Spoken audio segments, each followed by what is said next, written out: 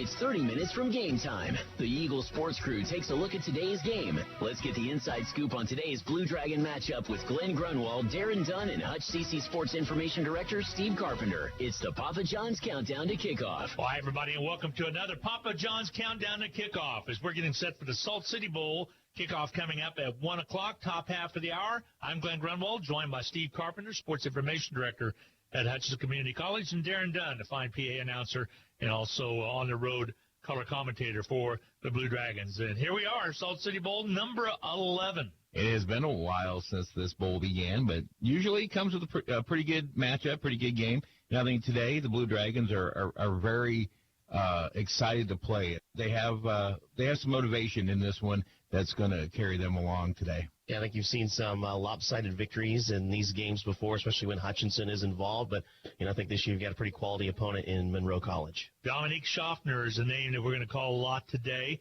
Rob Dreher is actually going to do the play-by-play because I have to get set to get over to Butler, so I'll be here for a while. But he's a young quarterback, 26 tosses for touchdowns and ran for 14 of his own.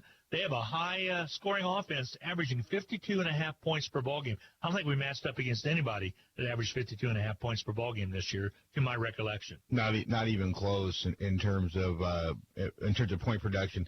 They are the number one team in the country in terms of offense. They are also the number one team in the country in terms of scoring, defense, and yards allowed. So when you compare the game pregame, you talk about straight to schedule. The Blue Dragons had just an unbelievably killer schedule this year, 6 ranked teams, twice beating number 2.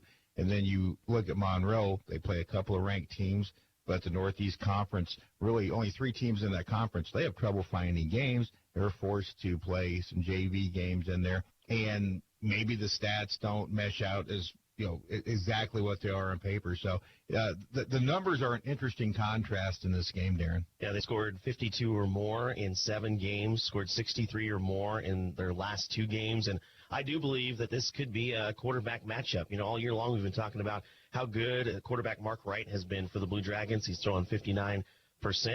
He has 7 touchdowns, 7 interceptions, 1,626 yards, 7 rushing touchdowns. And then you look over at Dominique Schaffner, and he's pretty much doubled up all of those statistics. He's throwing at a 62% rate. He's 4th in the nation in rushing touchdowns with the 14 that Glenn mentioned. Glenn, those 26 touchdowns he said he threw, he's also 4th in the nation for that. So he's thrown 26 touchdowns, only has 4 interceptions. He's thrown for over 230 yards a game on the year. He's thrown for 2,305 yards. Now, with that said, our defensive backfield is one of the biggest ones. Our safeties and corners are probably one of the greatest ones we've ever had here, Steve, or at least in a long time. So this is going to come down to a darn good defense against a darn good offense is what this game is going to come down to. It really is. And, it's one of those matchups that are intriguing to watch. You think in NFL in NFL type things, you think the Chiefs offense versus the Patriots defense, which that'll happen Sunday, obviously.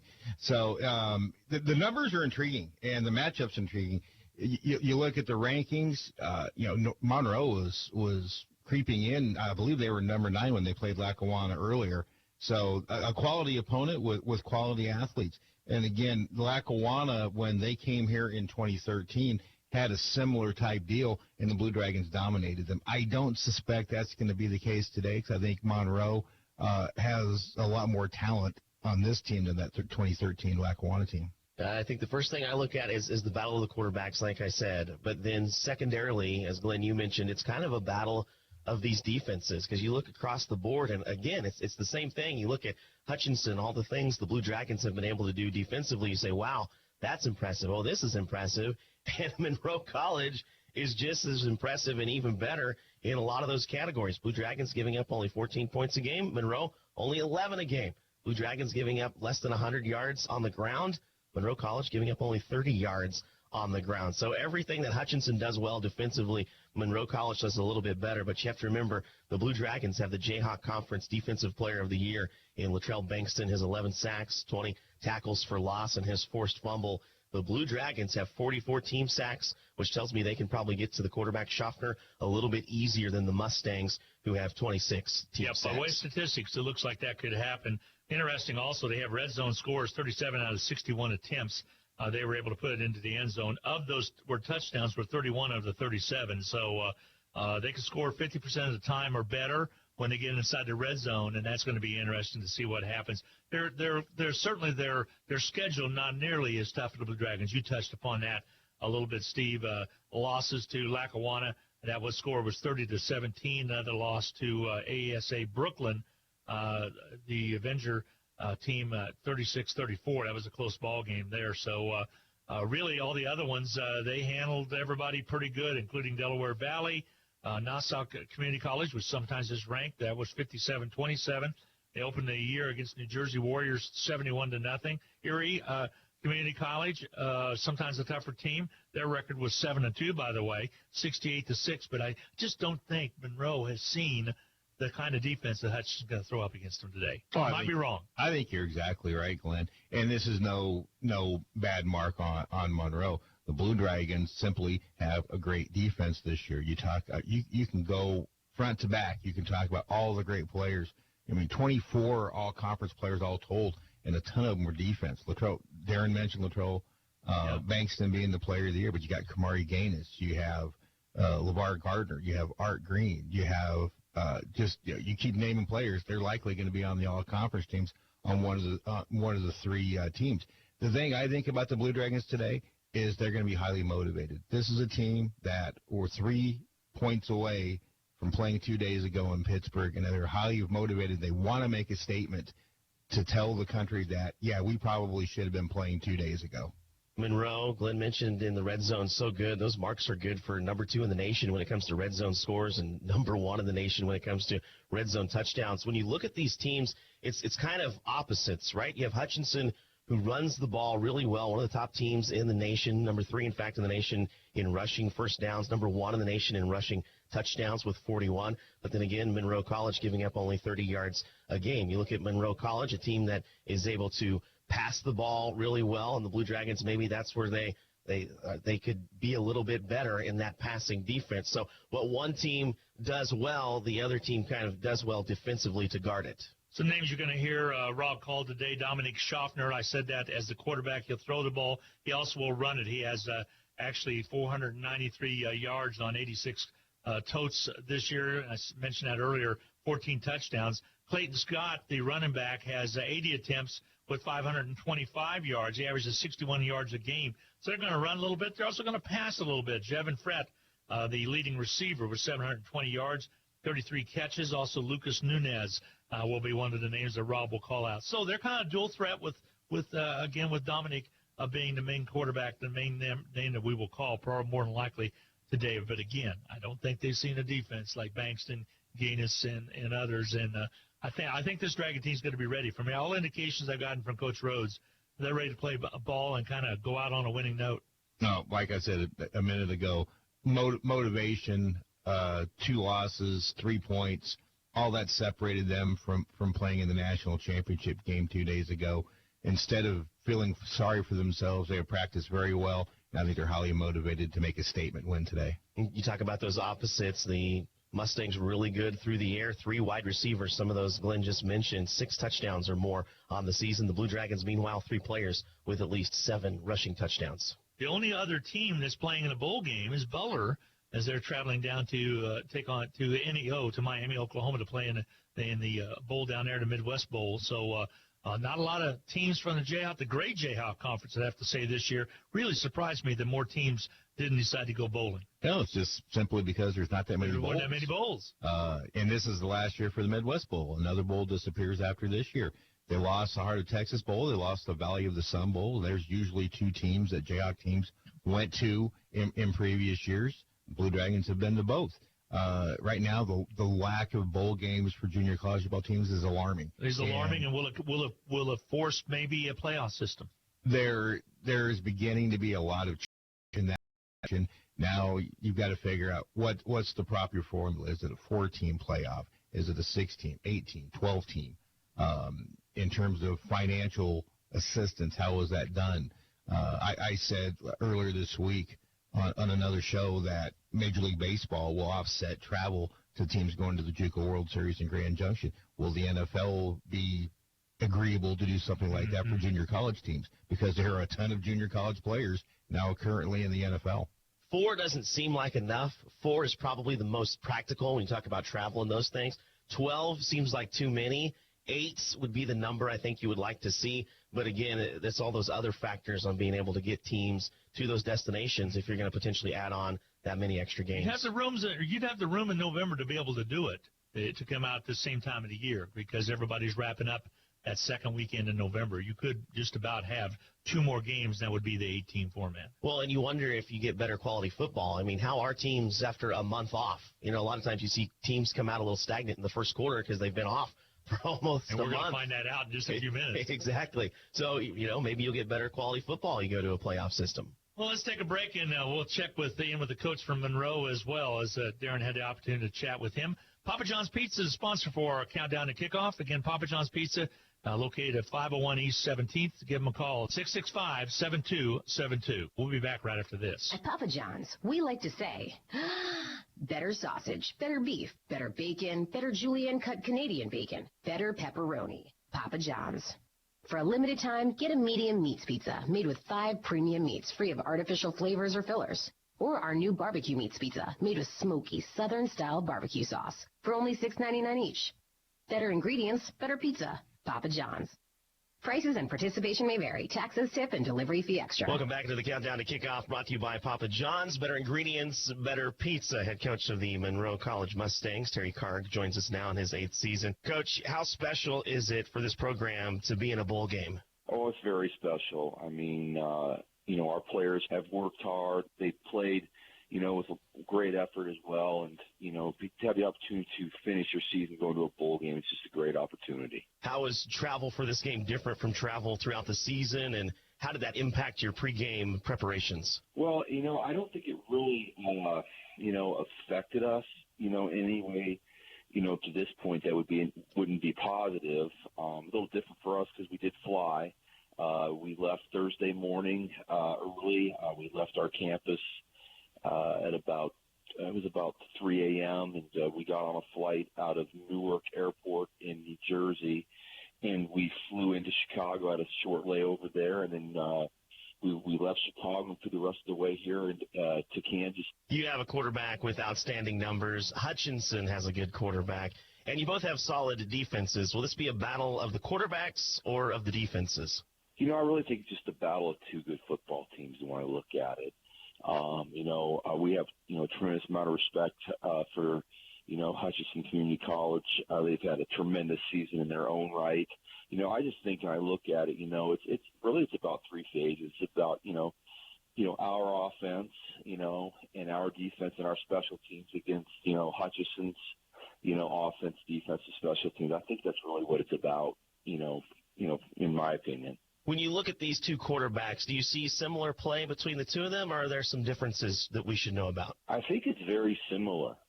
I think that, both quarterbacks, as you've mentioned, have had very good seasons, both, in performance and on the field. And when you look at their numbers, as far as their passing statistics and their rushing statistics, they're very impressive. So I think they're similar.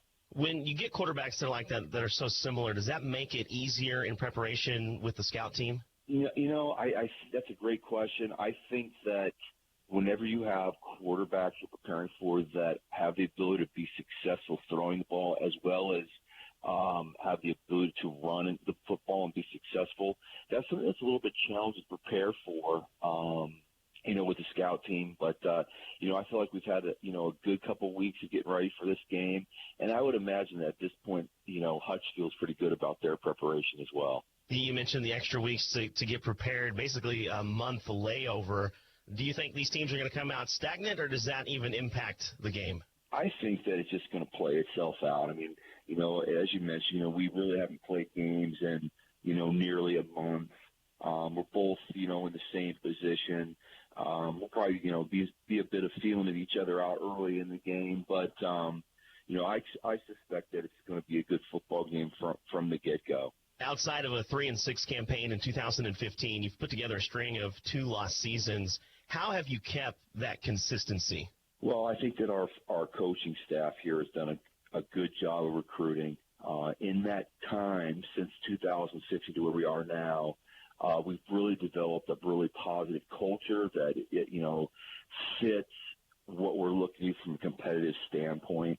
I think it's been positive for us, academically, athletically on the field. And, I'm looking for our players to have a good experience, within the athletic, time frame and commitment that they make, and also their social component to their lives. And our players, to give them a lot of credit, they really drive our culture at this point. They know the expectations, all right, and they've done a great job of meeting the standards and, giving our program a real opportunity to grow here in the last few years. Your 2 losses came in October. Do you learn more from victory or defeat? I think you learn more from both. I think it's important that you balance and have an understanding of what it takes to be successful and win games. But you probably take a little bit more away from the losses. We lost 2 games over the course of this season to 2 good football teams. In fact, one of them was playing for the national title. I think you probably learn a little bit more from the loss. I think you have to take something away from every game that you play, win or lose. In his 8th season, head coach for the Monroe College Mustangs, it is Terry Karg here on the Countdown to Kickoff, brought to you by Papa John's. Better ingredients, better pizza. Stay here. More to come. At Papa John's, we like to say, better sausage, better beef, better bacon, better julienne cut Canadian bacon, better pepperoni. Papa John's. For a limited time, get a medium meats pizza made with 5 premium meats free of artificial flavors or fillers. Or our new barbecue meats pizza made with smoky Southern-style barbecue sauce for only $6.99 each. Better ingredients, better pizza. Papa John's. Prices and participation may vary. Taxes, tip, and delivery fee extra. Welcome back to Papa John's Countdown to Kickoff, brought to you by Papa John's Pizza, 501 East 17th. Appreciate all our sponsorship this year, as well as sideline reports. By the way, Randy McKay will be both in the booth as well as on the sideline today and bring you all the action from there. Glad to have all our listeners from Monroe here as well listening in. Again, this is one of the NJCAA bowl games, so we appreciate having everybody along across the nation as well, not just our loyal listeners that we have here. Coach had the opportunity this last Monday on his final Dragon Talk to talk a little bit about his opponent. Again, the Mustangs out of Monroe College. Here's Coach Rhodes. They have a really dynamic quarterback. He's a dual-threat guy. He runs the football very effectively. They do some things with their quarterback run game. They give him some options to run power read, to run a different type of power read with a toss option on it. They run a speed option. So they do a lot of things that allow him to make plays with his feet, but also he's a very good passer. Got several good targets at receiver. They've done a really good job from a defensive standpoint of really keeping people low in terms of productivity on offense. As Coach indicated, a lot of respect for this team. Monroe, it's really funny. We announced that we're playing Monroe, and all of a sudden, Steve, we're playing them in basketball down at Great Bend. They were in soccer, women's soccer in Florida. The men won Division I soccer this year. That was just played not too long ago. Then their volleyball team was even in Hutchinson. So all of a sudden, we don't talk about Monroe, and all of a sudden there's all kinds of occasion to talk about the Mustangs. There really is. I got to meet one of their administrators during the National Volleyball Tournament. What a neat lady she is. And what I like about Monroe's response to the invitation is they are just so genuinely happy to be here. This is only their second bowl game, Hutchinson's, but this will be Hutchinson's 22nd bowl.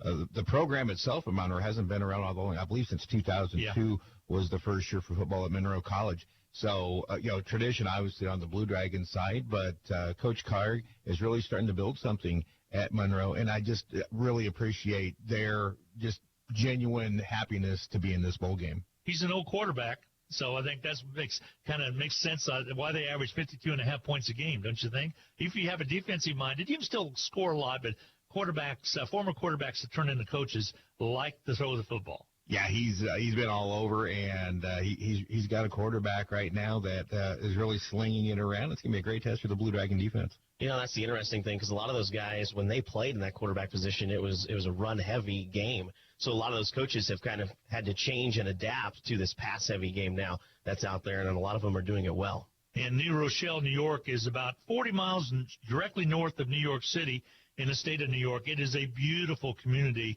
If you haven't been through that area or there around, lots of trees, lots and lots of trees, and I imagine their kids are going to – of course, their kids come from all over. They're quarterbacks from North Carolina, but it always amazes me when those kids from back east come to the great state of Kansas. How they say, my gosh, there's areas between cities here that we don't have up in upstate New York, but they're right smack dab in the middle of New York. And will be interesting to see how they handle the Kansas wind, which once again is going to be blowing today. Maybe not as hard as it did during the 3A state playoffs last week, but the wind's going to be a factor today. All right, guys. Well, we're about set to get underway. Again, special thanks to Papa John's Pizza for sponsoring today. Darren, thank you for all year long of putting these together and getting the cuts put together and et cetera. You'll slide over and get set with the PA, and you'll do a great job. And I'll see you in Butler later tonight. And Steve, you the same way. So good luck to you. And again, Rob Dreher all set to go. Randy McKay all set to go. It's been Glenn Grunwald, your host, along with Steve Carpenter and Darren Dunn. Let's get set for kickoff. The Salt City Bowl, the 11th annual Salt City Bowl, coming your way right after this. This has been the Papa John's Countdown to Kickoff with Glenn Grunwald, Darren Dunn, and Hutch Sports Information Director Steve Carpenter. Now we know what to expect during today's contest. The kickoff is just ahead. Enjoy today's Blue Dragon contest on Eagle Radio. It's time for the Hutch CC Blue Dragons on radio. The Blue Dragons on Eagle Radio are brought to you in part by First National Bank, Next Tech Wireless, H&R Block, The Medicine Shop, Pools Plus, Anchor In and Anchor Away, and these Sportscaster Club members, Lowen Corporation, Burning Chiropractic Center, Dr. Robert Epp of the Hutchinson Clinic, Portfolio Recovery Associates, Green Vision Group, Barclay Plumbing, Mega Manufacturing. Sideline Reports brought to you by Papa John's. Now let's head to the broadcast booth for the Blue Dragons game. Here's the Eagle Sports crew with all the action of the game on the Hutch Community College Blue Dragon Sports Network. Well, good afternoon, everybody, and welcome to Gowans Stadium as we are settled in and ready for another football game here at Gowans Stadium. It is the Salt City Bowl, the 2019 edition. It'll feature the number 3 ranked Hutchinson Blue Dragons and the number 18 ranked Monroe College Mustangs. Hutchinson will make their 22nd overall bowl appearance, making their last 9 in the Salt City Bowl. Hutchinson 12-7-2 all-time in bowl games, 7-1 in the Salt City Bowl. Hutch last year played Navarro College, winning by a score of 35-6. Mustangs going to their second straight bowl in the program's 8-year history. Last year, Monroe played in the Graphic Edge Bowl and lost to Iowa Central 36-20. Interesting side note, it'll be the first ever meeting between Hutchinson and Monroe College. Dragons ranked 4th in the nation in scoring at 45 points a game. Defensively, Hutchinson 5th in scoring, allowing about 14 a game. And the team that they face, Hutchinson will face the number 1 scoring defense in the country. And Monroe, the number 1 offense in the country. They bring some gaudy offensive numbers with them. A nation-leading 52.5 points a game. As my sidekick is Randy McKay. And Randy, this one looks to be fun.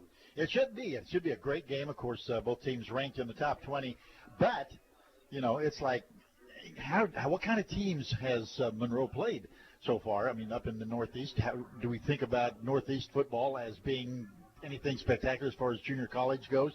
I don't know. But here in the Midwest, we know what we've got here. And I don't know that they've ever faced anybody like Latrell Bankston yet so far. Well, the team captains are at center field. We are getting ready for the coin toss as the head official just threw the coin toss. And we're going to find out exactly who is going to get the football to starts as it was Monroe winning the toss. Randy, they have deferred to the second half. And so the Dragons will have the wind at their back in the second quarter. They're going to start going into the wind. So we'll see the Hutchinson offense right off the bat. You bet. Well, we're going to get a 1-minute timeout here before we get set for the kickoff of this Salt City Bowl in Hutchinson, Kansas. We'll take a 1-minute timeout and be back with football here from Hutchinson. Happy holidays from your friends at Pools Plus. Our December Happy Hot Tub Days will feature a new set of our pre-owned hot tubs at rock-bottom prices each week. Get into the spirit of the season and get into a new-to-you hot tub to aid in relieving that holiday stress.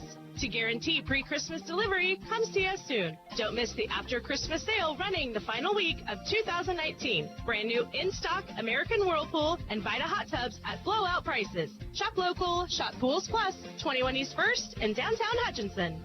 HCC Sports on Radio is brought to you by the Sportscaster Club members, Mega Manufacturing, Sporting Chiropractic Center, Papa John's Pizza, A&A Builders, Barclay Plumbing Company, Sutton Kaufman Transmission Service, Lowen Corporation, Old Office Shares, Dr. Eric Severud with Alliance Orthopedic and Sports Medicine, Todd and Cindy Miller of Homestead Senior Care, Man Wyatt and Rice Injury Lawyers, MAYB, Mid-America Youth Basketball, Portfolio Recovery Associates, Dr. Robert Epp of the Hutchinson Clinic, and the Green Vision Group of Hutchinson. And welcome back to the Salt City Bowl, the 2019 edition, as we are just about set for kickoff. And Randy, you've been down on the field. Talk about conditions here at Gowans Stadium. Right, game time. It's 49 degrees and a little bit warmer down on the field, and the wind out of the south, and it's blowing 10 to 15 miles an hour. Going to have a little bit of effect as you're headed to this. And again, we've talked through it all season long. Even when you're going with the wind, there is an effect that could knock down passes, knock down punts and kicks and stuff like that. But before we go any further, Rob, I want to welcome all those of you that are watching on NJCAA.org, watching the Salt City Bowl here between the Blue Dragons and the Mustangs of Monroe. Well, the Dragons will send a couple of guys back for the kickoff, and the guy that usually gets most of those is Tyon Evans. He was voted, Randy, as one of the co-special team players of the year by the coaches at the end of the season. And he's very deserving of that. He's had, 2 or 3 that he's run back so far this year. And set to kick off for the Mustangs is Idrissa Nikiema. Yeah, that is a name that you can certainly get tongue twisted with. It is. Monroe College in bright yellow uniforms, bright tops, pants also yellow with blue numerals. The Dragons are in an all-black uniform with a little bit of a red on the shoulders and numbers in blue. As Hutchinson breaking out the black unis, it'll be black versus yellow. And the officials say we are ready for the kickoff here for the 2019 edition of the Salt City Bowl. As the kick is off, and this one is a squibbler, and it is going to be picked up by the Blue Dragons, and a pretty good effort as at the 40, now at the 50, and knocked out of bounds that time by the kicker. The kicker is Tyon Evans, number 15. I don't see any flags, Randy, and that's a good start. Always a good start. And then the great field position for the Blue Dragons to start on the Monroe 43-yard line. Blue Dragons will have Mark Wright at quarterback. He was named the Offensive Player of the Year by Ryan Rhodes and company, as the coaches have felt like this young man has just been spectacular, as Hutchinson will be out of the shotgun, and it will be a familiar face in Aaron Collins in the backfield. 2 receivers split left, 2 to the right, as Hutchinson will spread out this Monroe College team, and quickly a pass is completes on the far side. And the Dragons' Mark Wright already with a completion, Randy. Jeremiah Bryant on the coverage, and limiting the Blue Dragons to only 2 yards on that pass play. So it'll be a 2nd down and 8. Clock continues to move on the completed pass as Hutchinson with 3 receivers on the right side, 1 on the left. Collins again in the backfield with Wright in the shotgun. Play clock down to 15. And it'll be a fake handoff, wide open receiver up the middle, and this is going to be a Hutchinson Blue Dragon touchdown, as that was about as easy as you're going to get. A wide open touchdown pass for Mark Wright that time, and the Dragons strike quickly as it is Kareem Brown. And a great route, a great action play by Mark Wright, and Kareem was just wide open. Well, the number 1 defense in the country in Monroe College that time was sliced up quickly, as Wright was right on the money, Randy McKay. And Garcia on to attempt the extra point. It's good. Hutchinson's had some trouble with extra points this year, but not that time. Dragons, in less than a minute, have their first touchdown of the 2019 Salt City Bowl. It is 7-0 Blue Dragons. We'll be back in 1 minute for the kickoff. This is Carter Fowle, president of Hutchinson Community College. I invite you to join us this winter as the proud tradition of Blue Dragon men's and women's basketball continues at the historic Hutchinson Sports Arena. Both teams are favorites in the tough Jayhawk Conference, so you won't want to miss any of the action. Find the schedule at BlueDragonSports.com, like us on Facebook, and follow Blue Dragon Sports on Twitter. As always, go Blue Dragons.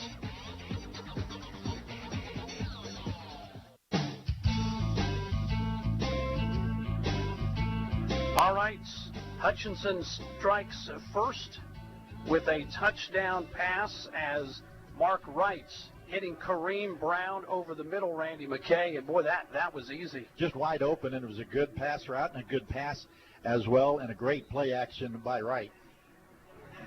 Kicking off for Hutchinson. Pooching it for the Blue Dragons, and a fair catch. And he was actually tackled that time as Yusuf Ulawi made the fair catch, and a Dragon actually took him to the ground. I was looking to see if maybe there would be a flag, and there wasn't. Yeah, I didn't see him signal the fair catch. I'm guessing that he did, but it may have been that he bobbled it and it went to the ground, and that made everything fair play. So Monroe College will start offensively for the first time in this game. They get the ball on the 33-yard line, not bad field position. Their quarterback, Dominique Schaffner, has had an outstanding season with 26 touchdown passes. He has been really good. Two receivers split to the right, fake handoff. First pass is complete. And the pass out there to Lucas Nunez, and that's going to be a completion of about, I think, 5 or 6 yards. And it's a short out pattern that was completed with the Blue Dragons playing a semi-tight coverage in the secondary. They're going to say a completion of 6, so it'll be a 2nd down and 4 as receivers split left and right, 2 on each side. In the shotgun will be Dominic Schaffner. Takes the snap, quick pass, and that is going to complete and be a first down, as that is Idrias Nikaim. Nikiema is also the kicker. Is there another? That's right. You're right. So, first down catch. 13:20 to go as the clock continues to move, and it is 7-0 Hutchinson. 3 receivers split to the left, 2 to the right. Empty backfield with the quarterback, Dominic Schaffner. Looks over to the sideline to get the play, and just what the doctor ordered from Monroe College on their initial drive, they get a first down. And the officials are going to blow the clock dead, and I think we're going to have a delay of game. Be the first penalty of the game, and that's going to make a 1st and 10, Randy, a 1st and 15. 1st and 15, and of course, as they line up, it looks to me like the Blue Dragons are pretty much playing a man defense right now on the receivers. So the ball now at the 42-yard line, 12:50 to go. Clock will tick. Quarterback takes the snap, and pass is going to be broken up, and I thought that time, Randy, there might have been a Blue Dragon there early, and the officials say no. Yeah, he got there just about the same time, and it may have been considered uncatchable at that point. Kevion Clark was the intended receiver, and the pass is incomplete, so it brings up a 2nd down and 15. Clayton Scott now the lone running back in the backfield, with Dominic Schaffner at quarterback, 2 receivers split left, an H-back, and a receiver right. Quarterback's going to keep it, and this one is not going to go for anything, maybe back to the line of scrimmage. Yeah, you're just not going to run against the Blue Dragon defense that they've proven throughout the year that it's tough to do. This Jayhawk Conference, I will say, in my opinion, is the best conference in America at times, Randy. There were 5 teams ranked in the top 25 from this conference.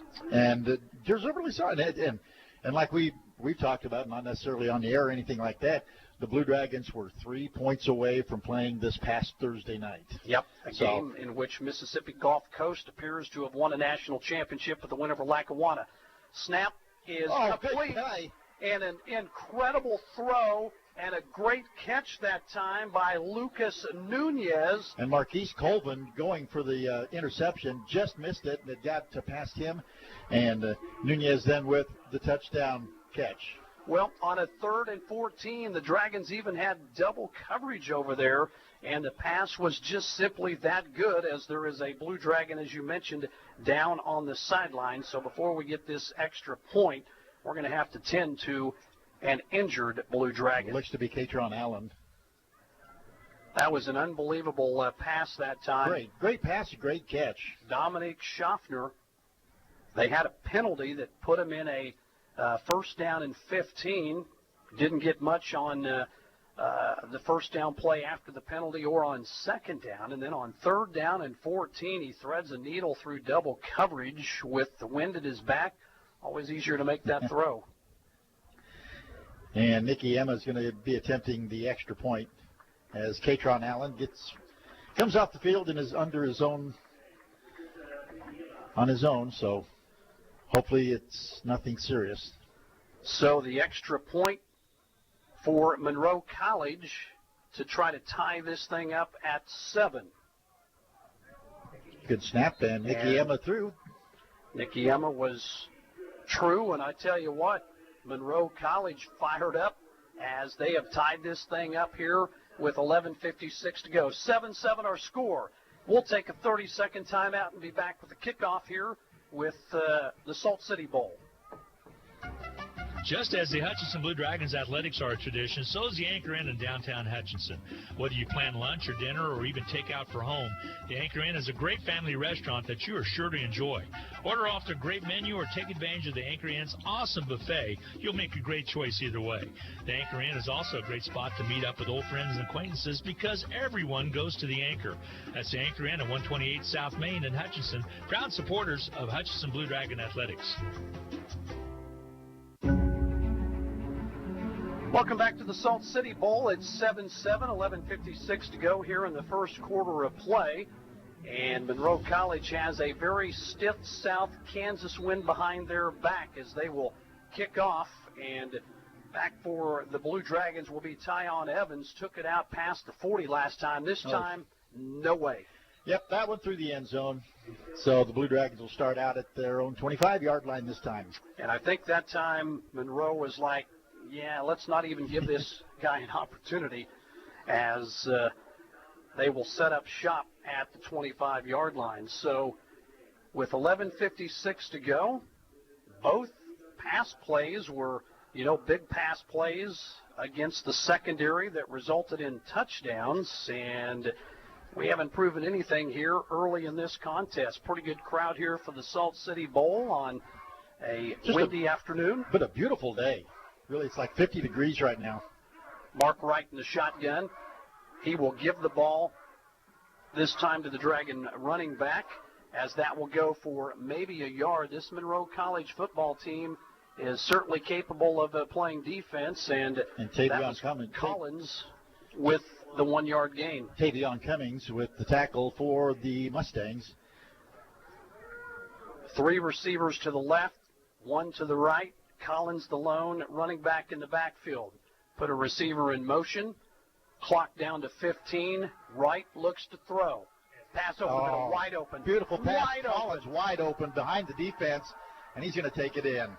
Collins will take it to the distance, and Mark Wright is on fire. He is perfect throwing the football in this contest, and that over the middle again was as easy as you're ever going to see. Just sit there and wonder. How did you not pick up Collins coming out of the backfield? 74-yard touchdown pass to Collins, who Ryan Rhodes says has the ability to play on Sundays in the NFL, that kind of talent. And holy cow, was that a big play.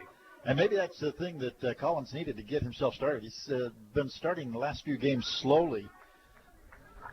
Extra point is up, and it is good. And Hutchinson has opened up a 14-7 lead. This is the 2019 Salt City Bowl, back with the kickoff in 30 seconds. Listen up, peeps. We've got the best wireless deal on the best wireless network. Bring your tired old phone to Next Tech Wireless and swap it out for a free iPhone 11 or Galaxy S10e. Really? Oh yeah, bring your number with you and get a Ring video doorbell too. Also free. And it's still 4 lines, $120, all unlimited data. Doesn't get better than that. Certain restrictions apply. See store for details.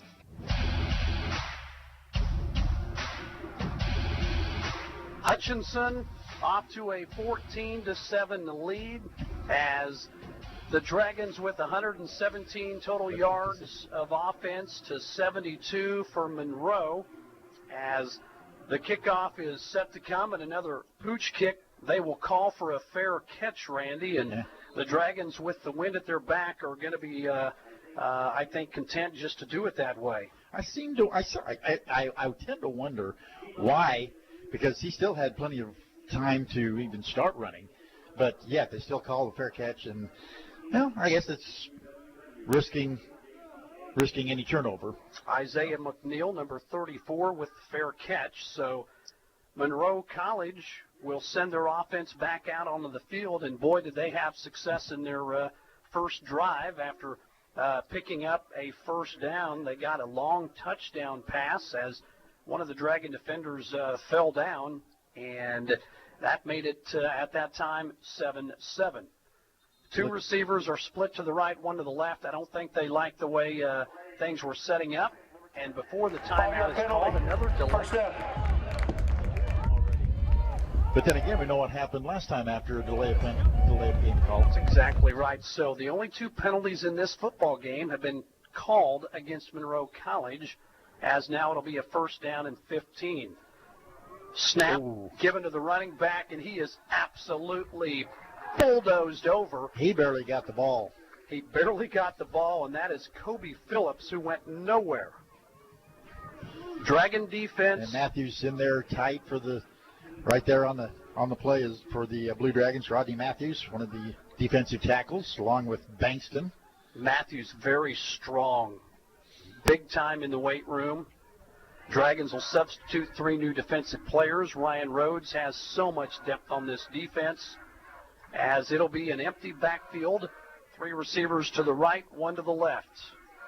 Checking off at the line of scrimmage, Dominic Schaffner, quarterback for Monroe. Play clock down to 1, and they just barely got the time. They would have another delay. So, the Salt City Bowl to go. 15-7 Dragons. We'll take a 30-second timeout and be back with more from the Salt City Bowl. We all like to save money when and where we can, right? You can do that every day at Salt City Pawn and Jewelry. Hi, this is owner Paul Phillips inviting you to stop in and say hi to our friendly staff. And while you're here, check out over 3,000 square feet of great merchandise priced at outstanding values. We don't have to offer huge sale prices for one day only when we do that on a daily basis. Save big over retail prices on firearms, electronics, guitars and amps, name brand tools, video games, jewelry, and more. See us at 916 East 4th and Hutch, just east of 4th and Severance. We're proud to be alumni and supporters of all Blue Dragon athletics. 10:25 to go here in Hutchinson, Kansas. It is the Salt City Bowl, Gowans Stadium, where Hutchinson leads 14-7. And Monroe has its 2nd and 18, the ball at their own 22-yard line. They do have this stiff south wind at their back. Quarterback in the shotgun, and he will keep it after faking off to the man in motion, and that's going to be a very good job. I think he's going to Randy, pick up about 6 yards, maybe 7. Get just past the original line of scrimmage, so it'll bring up a 3rd down and 9, and met there by several. It was a great fake. Before that rushing play, Monroe was -2 in yardage rushing. That'll at least give them a positive gain. 3rd and 9, ball at the 31.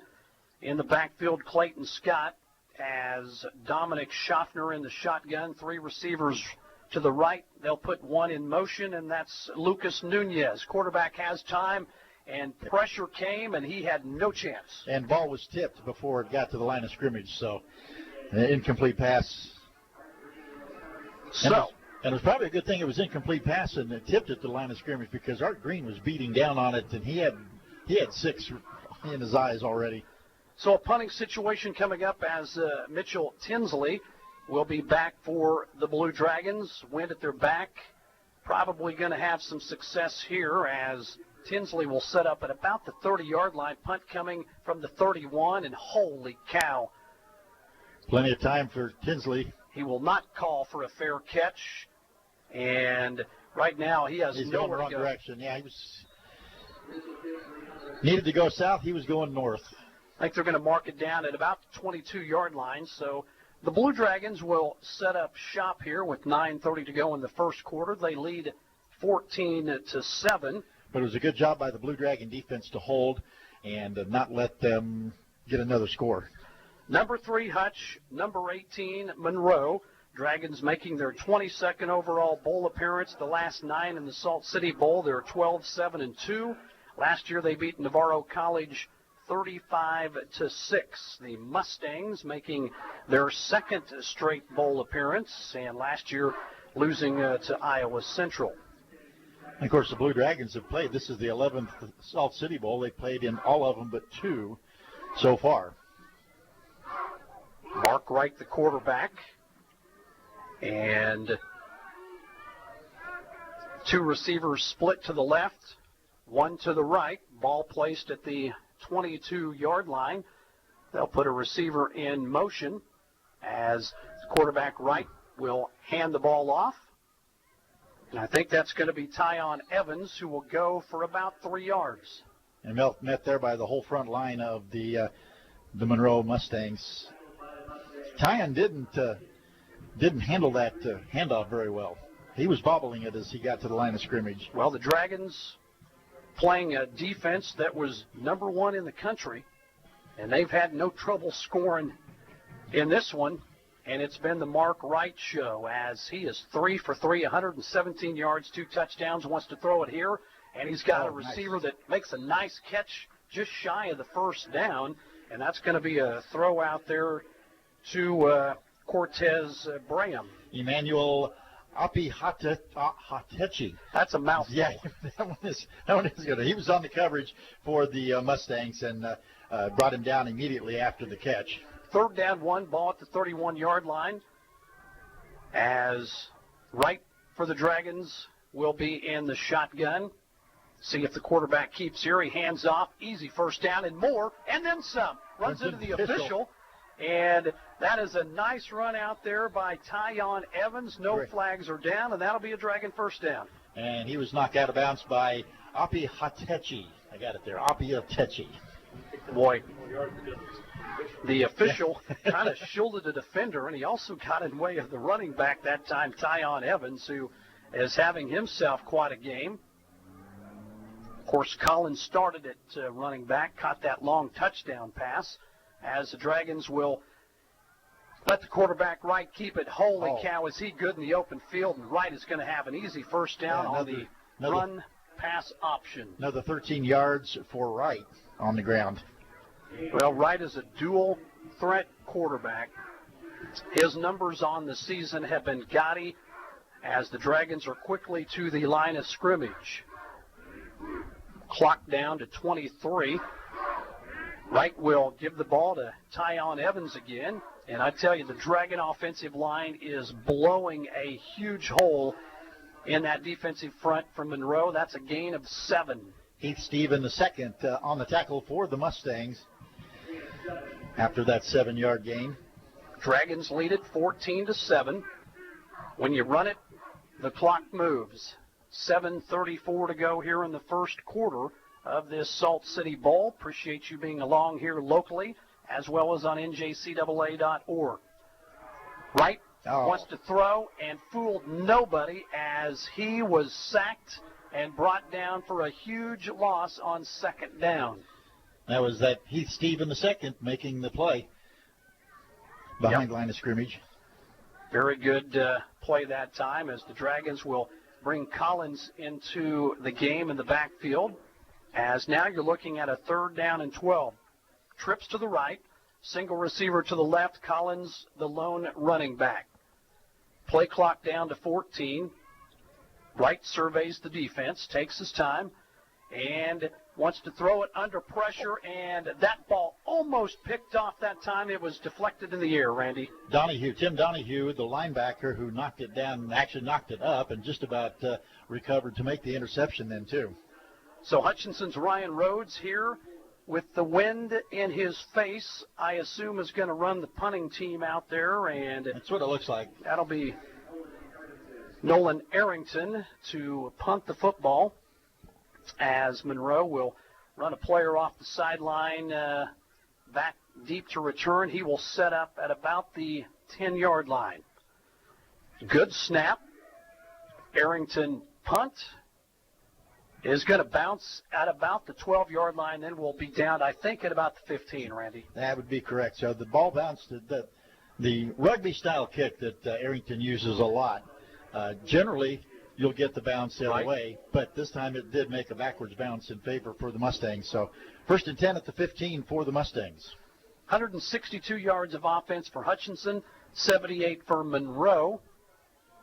Dragons without a penalty in this game will trot their defense out, which had one hiccup on that first drive. They look good on the second drive, and Monroe with the football. And there's a handoff that is going nowhere, and it looks like will be a loss of maybe 1 or 2 on the play. Looks like just 1 is what they're going to give them, a loss of 1. Great job by that defensive front by the Blue Dragons to stop the run so far. The only exception has been the one play by the quarterback. Clayton Scott, the lone running back. 2 receivers split left.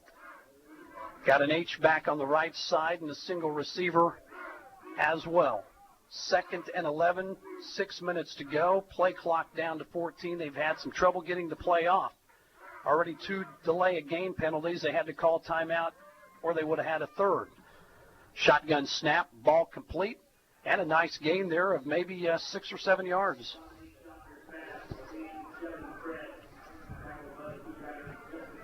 And Hutchinson now will see this Monroe College team in a 3rd down and 3, as there is some movement there. And I saw a Monroe College player move early. Nothing was called, and it looked like there was some kind of a false start penalty. They're going to say incomplete and 4th down. That was bizarre. I kind of missed that. I was looking down and trying to catch the players. And it just like they got to the line of scrimmage. One of the linemen lifted up. The quarterback got the snap, threw it, and nobody moved. But the pass was incomplete, so it will be a punting situation on 4th down and 3, and the ball at the 22-yard line for Monroe. Tinsley and Colvin back deep for the Blue Dragons. Really good punt again, as the Dragons, Tinsley will take it, fumbles the football, and looks like it's recovered by the Mustangs. Monroe may have it. And the officials agree. It is Mustang football. And that is a costly turnover, as Monroe College, who had to punt the football, will take over at their own 48-yard line after the fumble by Mitchell Tinsley. Saquon stays with the recovery for the Mustangs. Gives them good field position at the 48-yard line. Well, not what Ryan Rhodes and company wanted to see there. Dragons have been pretty good taking care of the football, but it gives new life to Monroe. They trot their offense back out onto the field. So the first turnover going against the Blue Dragons. Clayton Scott, the running back. Dominic Schaffner takes the snap. Right at the line of scrimmage. Nothing. That was Geronte Davis. Geronte Davis. What a great play. He snuffed that one out very quickly. Looks like they're going to say right back to the line of scrimmage. Quickly Monroe to the line of scrimmage, as quarterback that time, Schaffner, fakes the snap, looks over, gets the play from the sideline, and running back that time, Scott will shift to the right. Quarterback wants to throw it, but he's going to run with it and do a pretty good job of picking up about 8 yards on that play, as it's going to bring up a 3rd down and short, quarterback using his legs. About 3rd and 7 for the Mustangs now, or 3rd and 3, excuse me. Nothing open that time by Schaffner, and used his feet as Ryan Rhodes will shuffle 3 new Dragon defenders in. Play clock at 20. And in the shotgun again is Schaffner. Takes the snap, pressure coming, set up a screen, and it is incomplete as that pass broken up quickly by the Blue Dragons. Yeah, and that was Chuagbana. Colvin, number 12. Yeah. I missed the one. Marquise Colvin, number 12, knocking it down. And this puts Monroe in an interesting situation. They're going for it. Looks like they're going for it. Well, right now, Blue Dragons trotted out the kick return team, or the punt return team, and the Mustangs kept the offense out there. Well, quarterback here could do 2 things with it. He could punt the football, or they might actually go for it, and they will. Why not? Where the field position is, and that is going to be incomplete. Even if they caught it, it would have been short of the first down. That was good defense by Isaiah Todd to break that up. They tried to get the ball that time to Lalim Dixon King, and he could not hang on to the football, so the Dragons will take over at their own 45-yard line with 3:57 to go here in the first quarter of play, leading 14-7. Total offense for Monroe, 92, but Randy, most of it coming on that big pass play on the first drive. Yeah, they really haven't had much going after that. So the Dragons will take over with Mark Wright at quarterback in the shotgun. And the Dragons with 3 receivers to the right, 1 split left. Collins, the lone running back. They want to throw it. And almost a nice catch out there, but it is broken up at the last minute as the Dragons, I believe they tried to get it to Mitchell Tinsley. Yeah, and looks like Hansen was on the play. Tinsley batted it up in the air, and then the Mustang defender batted it out of bounds. So it'll bring up a 2nd down and 10. Clock stop. 2 receivers to the left, 2 to the right. Collins, the lone setback. Let's see if Hutchinson runs it here. Monroe's been pretty good against the run. Dragons have had success over the middle. Almost a missed handle of the snap, and then the ball given to Collins, and he'll get a nice, productive 4 or 5 yards. Give him 5 on that, out to the 50. And the tackle made by Jerron Gale, big defensive lineman for the Mustangs. Keep in mind, Randy, neither of these teams have played a game in about a month. It's been a while, yeah. So you might have... You'd think there'd be a little bit of rust, but I'm not really seeing a whole lot. Not a lot. That time the handoff and the snap not perfect. 3rd and 5 as Wright in the shotgun wants to throw over the middle, and that ball again intended for Mitchell Tinsley, and he could not hang on to it. Pretty tightly covered. Monqua with the coverage for the Mustangs, so it'll bring up a 4th down. Dragons will punt. Ryan Rhodes saying, my defense is good. I'm going to trust it. Arrington will be back to punt. And Monroe will send a returner, that'll be Malik Gibson back at the 15-yard line. Punt blocked! Oh my goodness. It is going to be an easy recovery as Arrington took his time to punt it. The punt was blocked, and that's another turnover against Hutchinson. And here's the good news for the Blue Dragons. The 2 Mustangs were fighting over the ball, and when they grabbed it, they fell to the ground, which prevented a touchdown. Well, one way you can lose a football game is with turnovers. Hutchinson with 2 of them here in the first quarter. Special teams have not been good for the Blue Dragons this year, really. Been. And with the ball now at the 5-yard line, 1st and goal, this Monroe College team has a chance to tie it up, trailing 14-7. Officials aren't sure about something as they will. All right, what they're going to do, Randy, is put the ball back at the 9-yard line. So still 1st and goal, just a little bit farther to go yet. But we'll see what happens here as Monroe College couldn't ask for anything more. Handoff that time to the running back, and they could have asked for more on that one. Well, that's true. Clayton Scott going nowhere. Been tough to run. Right now, only 13 yards of rushing from Monroe College in this first quarter. They've had success throwing it.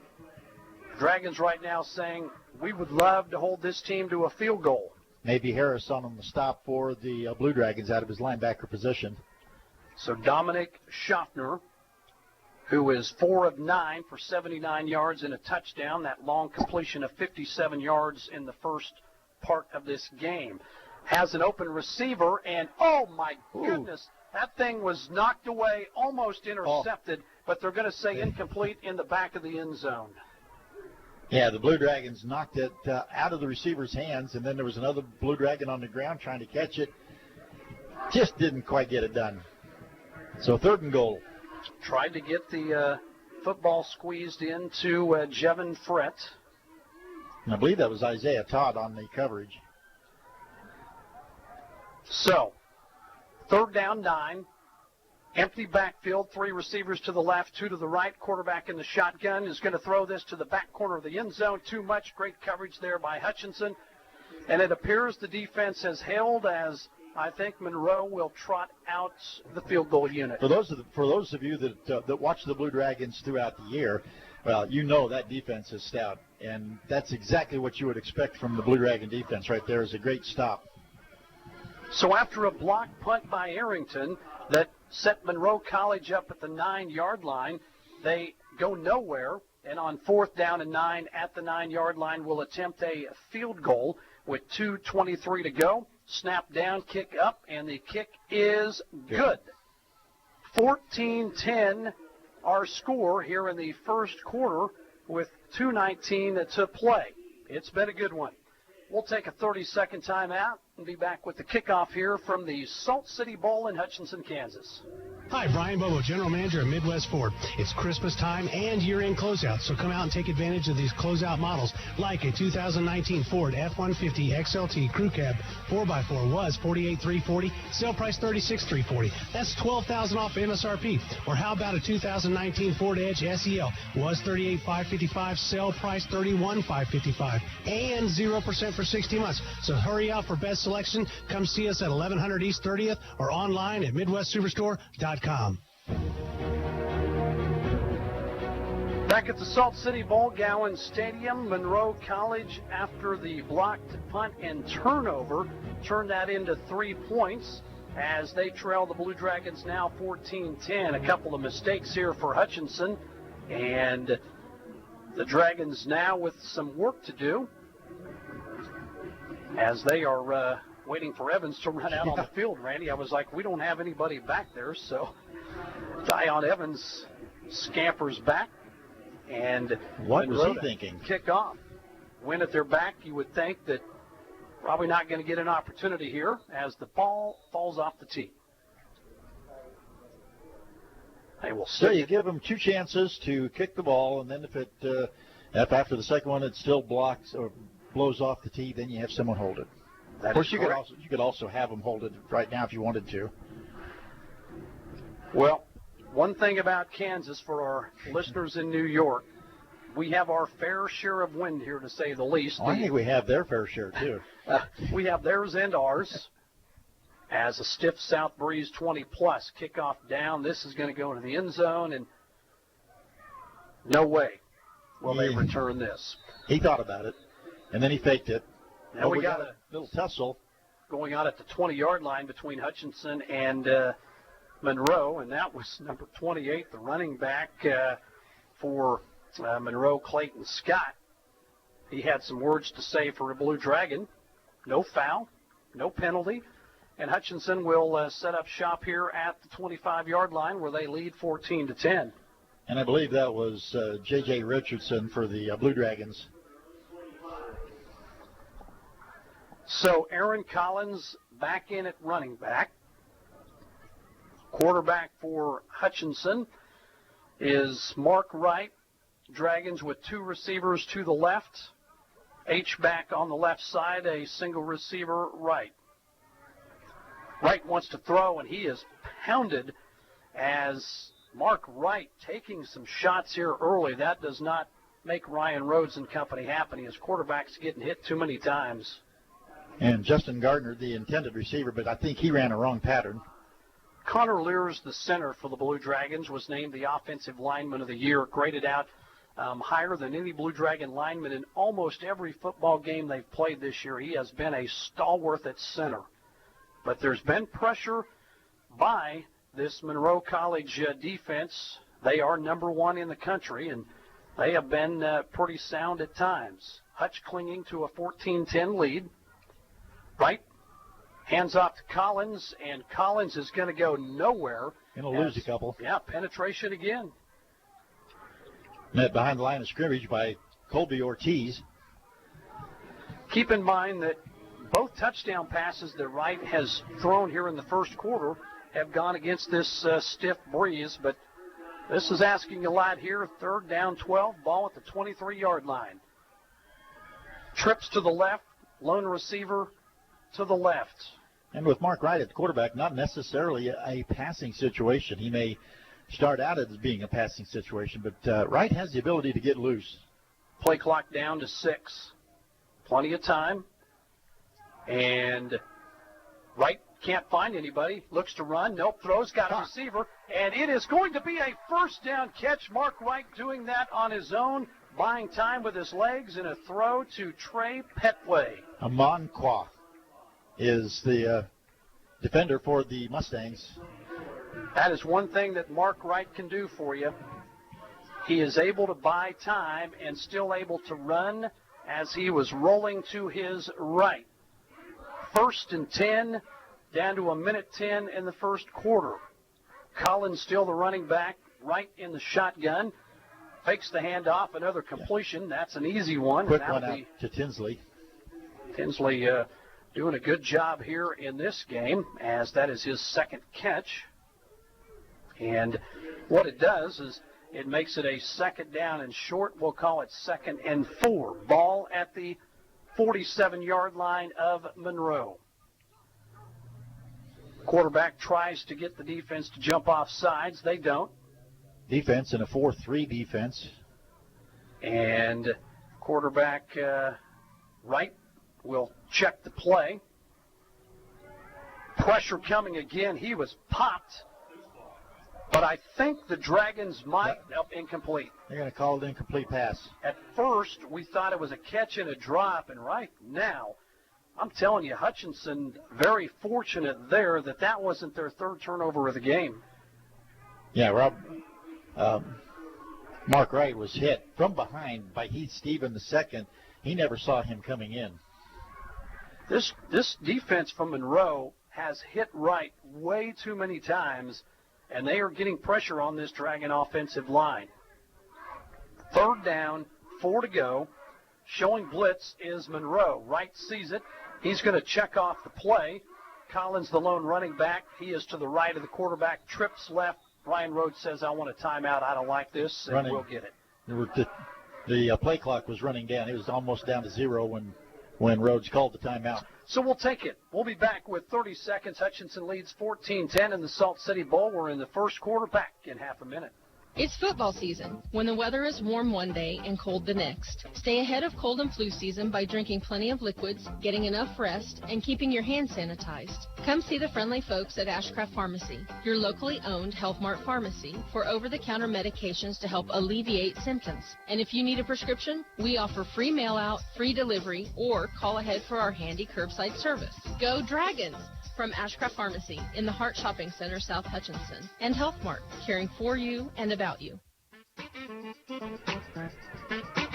And back at Gowans Stadium, Hutchinson, Kansas, as this is the Salt City Bowl, where Hutchinson leads 14-10, still 32 ticks to go here in the first quarter, and a big 3rd down and 4 coming up for Ryan Rhodes and company. This Monroe College football team has taken advantage of a couple of turnovers, and right now hoping to force a Dragon punt. Right in the shotgun, Collins split left as quarterback has time. Wide open receiver, kind of throws the ball short. Tough to throw into that wind, but the ball was thrown and completed that time, Randy. And I think that was Kendall Cross. Phillips was okay. And, yeah, definitely short, and there was no chance for Phillips to get any more yardage out of it because he had to fall down to get the catch. But you get the first down. The first down, and here's what Hutchinson's going to do. They're not going to snap the ball unless Monroe were to call a timeout because they want the wind at their back, and somebody has blown the play dead, so I believe Monroe might have called the timeout, which really – Nope, now he's winding now the he's going clock. to wind it. I was like, why did you stop the clock there? So that's going to bring us to the end of the first quarter. Hutchinson 14, Monroe 10. We've played one. We'll be back in 60 seconds. Need to send someone money? Pay a babysitter? Split the bill? Use FirstPay. It is the person-to-person payment option located right inside your online banking app. There is no need to download an additional application. It is simple, safe, and secure. We're first for you. Visit fnbhutch.bank to learn more, or click on your First National Bank app to get started. You can also stop into a location nearest you, and we're happy to help. First National Bank of Hutchinson, member FDIC, equal housing lender. HCC Sports on Radio is brought to you by the Sportscaster Club members, Mega Manufacturing, Sporting Chiropractic Center, Papa John's Pizza, A&A Builders, Barclay Plumbing Company, Sutton Coppin Transmission Service, Lowen Corporation, Old Office Shares, Dr. Eric Severud with Alliance Orthopedic and Sports Medicine, Todd and Cindy Miller of Homestead Senior Care, Man Wyatt and Rice Injury Lawyers, MAYB, Mid-America Youth Basketball, Portfolio Recovery Associates, Dr. Robert Epp of the Hutchinson Clinic, and the Green Vision Group of Hutchinson. Back at Gowans Stadium, where we have played one. Hutchinson in business, leading 14-10, first and 10, ball at the 38. Snap to quarterback right, hands off, and boy, this Monroe defense has been stingy, and that's going to go for maybe a gain of 2, Randy. Very stout up front, and in fact, the whole defensive front was right there on the play. That was Collins who got his 4th carry, and tell you what, he's averaging about 1.5 yards per carry. You'd like to average anywhere from about 3.5 to 4 plus, and Monroe has been up to the task. So 2nd down and 9, quarterback, plenty of time, wants to go long, got a receiver wide open, but the wind is going to just carry the football a little bit, and an incomplete pass would have been a touchdown. What a great play, just a little bit past the Blue Dragon hands. We'll have the assistant athletic director from Monroe as one of our halftime guests, along with Hutchinson Community College athletic director and the Salt City Bowl chairperson. Glenn Grunwald will have that interview at halftime. 3rd down, 9. Could be a 2-down situation here. Hutch could go for it on 4th down. They hope they don't have to. Blitz coming off the right side, and he is going to get there, fumble, and looks like Mark Wright got back on the ball. They brought a corner blitz. Hutchinson didn't see it, didn't pick it up, and because of the huge loss on the play, Ryan Rhodes and company are going to be forced to punt this football. I think, again, Heath Stephen II was the one in on the play and knocking the ball out of Mark Wright's hands. So big loss, and I don't think there's any question now they will punt. Well, the last time Arrington was back, he usually gets it and rolls one direction, waits, and then punts it, and it was blocked. And the coaching staff to the left of us saying we don't have enough personnel, so that's going to force Monroe to use a timeout, of which they reluctantly do. So we'll take it as well. 13:57 to go, Hutch 14, Monroe 10, back in 30 seconds.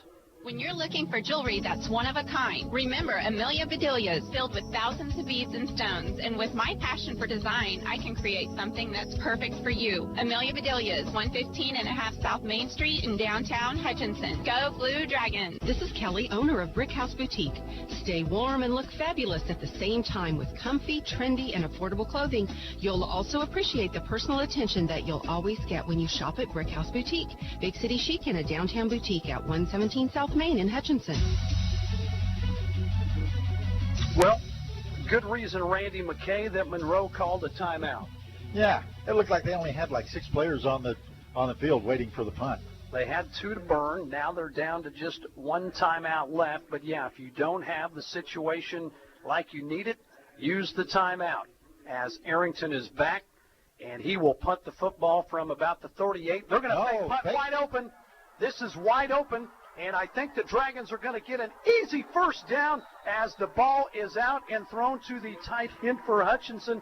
That is number 82, Rico Nix. Rico Nix, and what a great play by Arrington. Of course, Arrington does have some quarterbacking skills behind him, too. So. Absolutely does. Ryan Rhodes saying, if we don't get it, I believe my defense is still good enough, but it doesn't matter because of a little trickery. The Dragons are in business at the 23-yard line with a 1st and 10, and the clock ticking, 13:35 to go here, and a new set of downs for the Blue Dragons. What a well-designed trick play by the Blue Dragons. Aaron Collins, the running back. Collins, 4 carries, just 5 yards. They have shut that young man down. Hand off to Collins, and he is going to, the quarterback that time, Wright, is going to keep it, and that is going to be just shy of the first down by about 2 yards. And Malik Gibson knocking Wright down. 2nd and 2, ball now at the 15. Again, the sideline reports all year long. Brought to you by Papa John's Pizza at 17th and Plum. You betcha. 665-7272. We had some Papa John's Pizza up here in the press box prior to the game. 665 Papa. I like that number. All right. Quarterback Mark Wright surveys the defense. Collins, the lone running back. Wright wants to throw all the way. Crossing pattern. He had him, and he overthrew it, and he knows he missed him. But, Randy, I tell you, that wind does things to the football. See, and just watching Mark Wright's move, or his arm movement on that one, I don't think that was the win. I think he just overshot that one. Kareem Brown, the intended receiver. Brown did what he had to do. He was open. And if the quarterback hits him in the numbers, it's a touchdown. Nonetheless, it'll bring up a 3rd down and 2. This is where it's tough Monroe-wise defensively because Wright is one of those quarterbacks who can keep it. Now they're going to split the running back Collins out, and it'll be Wright doing it himself. Easily gets the first down.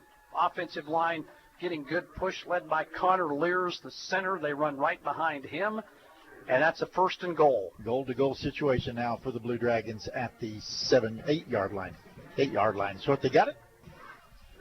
12:25 to go. This is the Salt City Bowl. We don't have many bowl games left, just, 5 this year left, and 3 of them are tomorrow. 3 of them are tomorrow. This one taking place right now. Wright, the quarterback, keeps it, not going to get much, flagged down, and this could be some kind of an illegal procedure type penalty. Hutchinson does not have a penalty in this game. I think they just got there first. Now they're looking at the coaches from Monroe to see what they want to do. So looks like it's against the Blue Dragons. It'll be against Hutch. So, Offense. 5-yard penalty.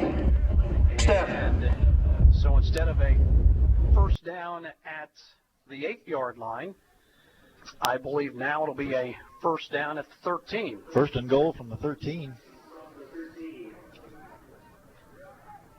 And they will wind the clock. Ryan Rhodes substituting some players. Collins will remain in there at running back to the left of Wright. Receiver in motion. Give to Collins. Big hole up the middle. Close quickly. It did.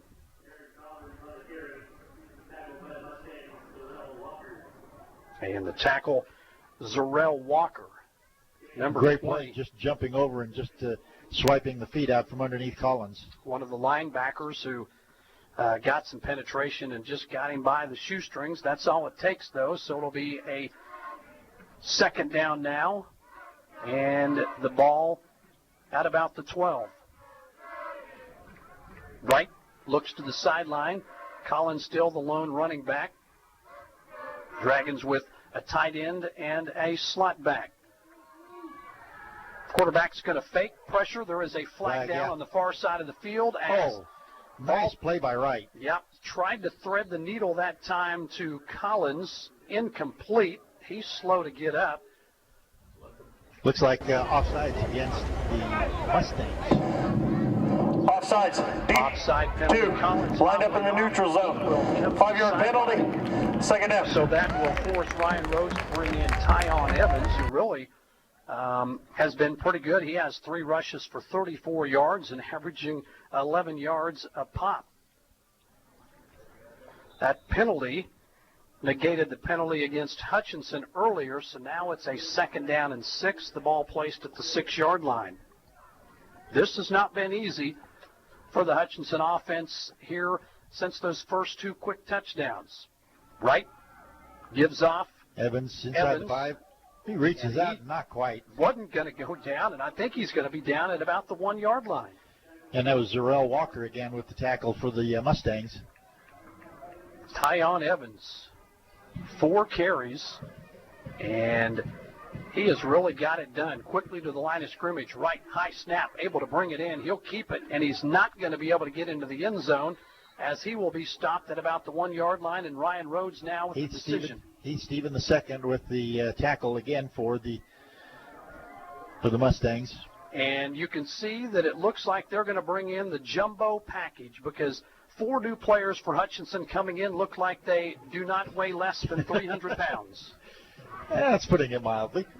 Ryan is going with the jumbo package.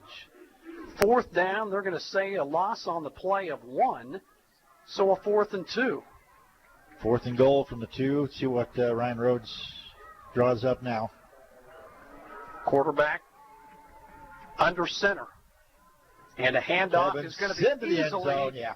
for Tyon Evans as he followed a fullback into the end zone, and Hutchinson with their 3rd touchdown of the game jumps out to a 20-10 lead.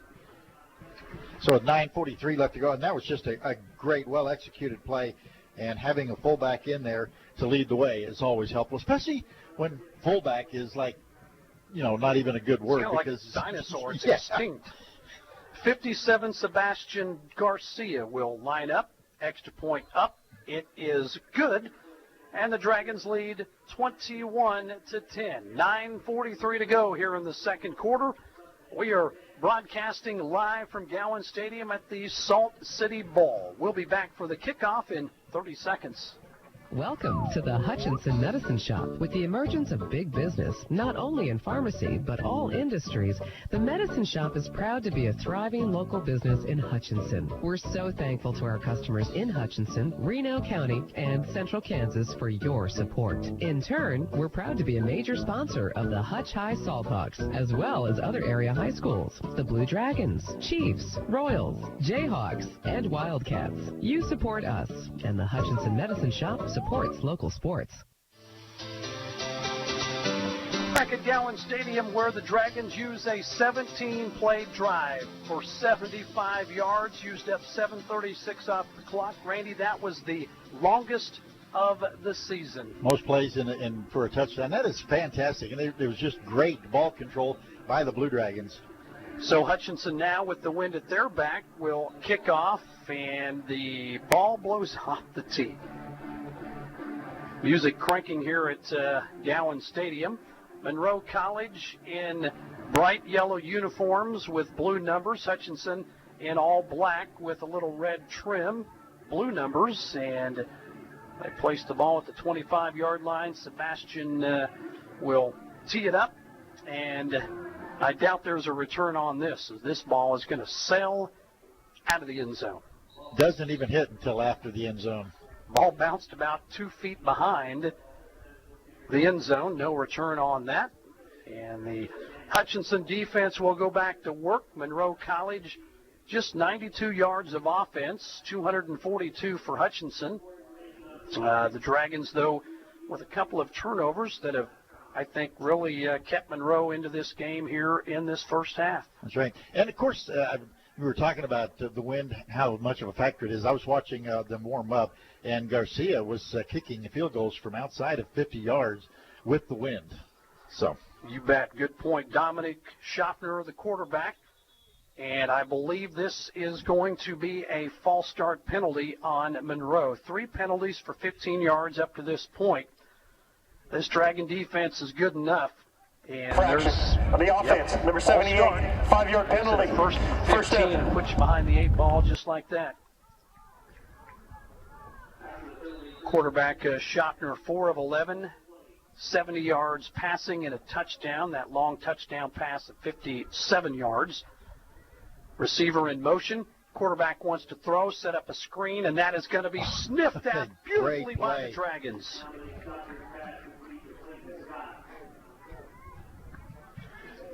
Great play out there by Hutchinson. Couldn't see who made that tackle, Randy, but that was Jarente Davis. Really good job with 9:20 to go here in the second quarter. Ryan Rhodes will sub in 3 new defensive players. Lone running back for Monroe continues to be Clayton Scott. And Schaffner surveys the defense. He wants to throw it. It's going to be, I think, incomplete, as would have only been a gain of about 3. Tried to force that into King. And Davis again on the play. 2 more defenders check in for Hutchinson. Might be the best Blue Dragon football team that I have seen on campus here. Certainly in the Ryan Rhodes era. 3 points away from maybe playing in that national championship game a couple days ago. But they're here in the Salt City Bowl now. 3rd and 18, ball on the 17. Dragons showing blitz, receiver in motion. Quarterback gets out of, I think, the initial surge, and then he is going to be brought down for a sack. He was chased out of the pocket by Bankston, and then Matthews wraps him up, and Bankston assists in the sack for the Blue Dragons. Bankston going to Iowa State. Jayhawk Conference Defensive Player of the Year, and that is a bad fella. And we get to watch him a little bit more with him being in the Big 12. When I do the final Dragon Talk show of the year, one of the categories is Best Trash Talker, and Ryan Rhodes hates that. And he says, I hate telling you who this is, but he said, Latrell Bankston is one of those in that category. So I can see that. It forces a punt from the end zone for Monroe. Snap is good. Punt is off. This thing goes up in the air, nice and get away from it. It goes nowhere. This is going to bounce back to the 25-yard line. The ball, keep in mind, guys, was on the 12. Yeah, that's a 13-yard punt. So good, excellent field position for the Blue Dragons to start here with 8:04 left in the first half. Dragons got exactly what they want. And, keep in mind, Randy, think about this. When you play in Kansas and you deal with this wind, you kind of realize with this wind, you want to punt that on a line drive. Notice how he tried to put that in the air, and maybe that's the fact of not being from around here in this territory and knowing the Kansas wind has no mercy. Did have an injured Mustang back in the end zone, and he's walking off under his own power. Way on the other side of the field trying to pick up a number, and I think that's one of the big offensive linemen. I think it's number 66 for them. No. Couldn't tell who it was, to be honest with you. Might have been number 86, one of their linemen. All right, Dragons set up shop. Quarterback that time hands off to Tyon Evans around the right side, and he's going to have a nice pickup on first down of, I think, maybe 9. Another player down for Monroe College defensively on the sideline. And it might be number 2 for them. He is all the way on the far side of the field. Api Hatechi. So that's 2 plays in a row that we have seen a Monroe College player go down. So we're going to have an injury timeout. We'll take a 30-second break. Hutchinson leads 21-10. We'll be back in 30. Getting the most back from your tax return starts with getting the most expertise. H&R Block has more enrolled agents than any other tax preparation company, and we guarantee the accuracy of every return prepared by our tax professionals. We find every credit and deduction to lower your tax bill. Put our expertise to work on your return, and don't just get your taxes done, get your taxes won in Hutchinson, Lyons, and Ellsworth. So after an injury timeout, 7:58 to go here in the second quarter.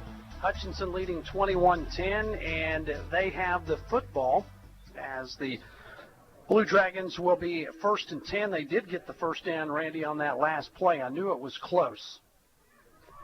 So running back will be Tyon Evans with Mark Wright, the quarterback. Wright wants to throw, screen pass out, caught, and that'll go for about a gain of 4. Good old bubble screen that the Blue Dragons like to run there along the sidelines.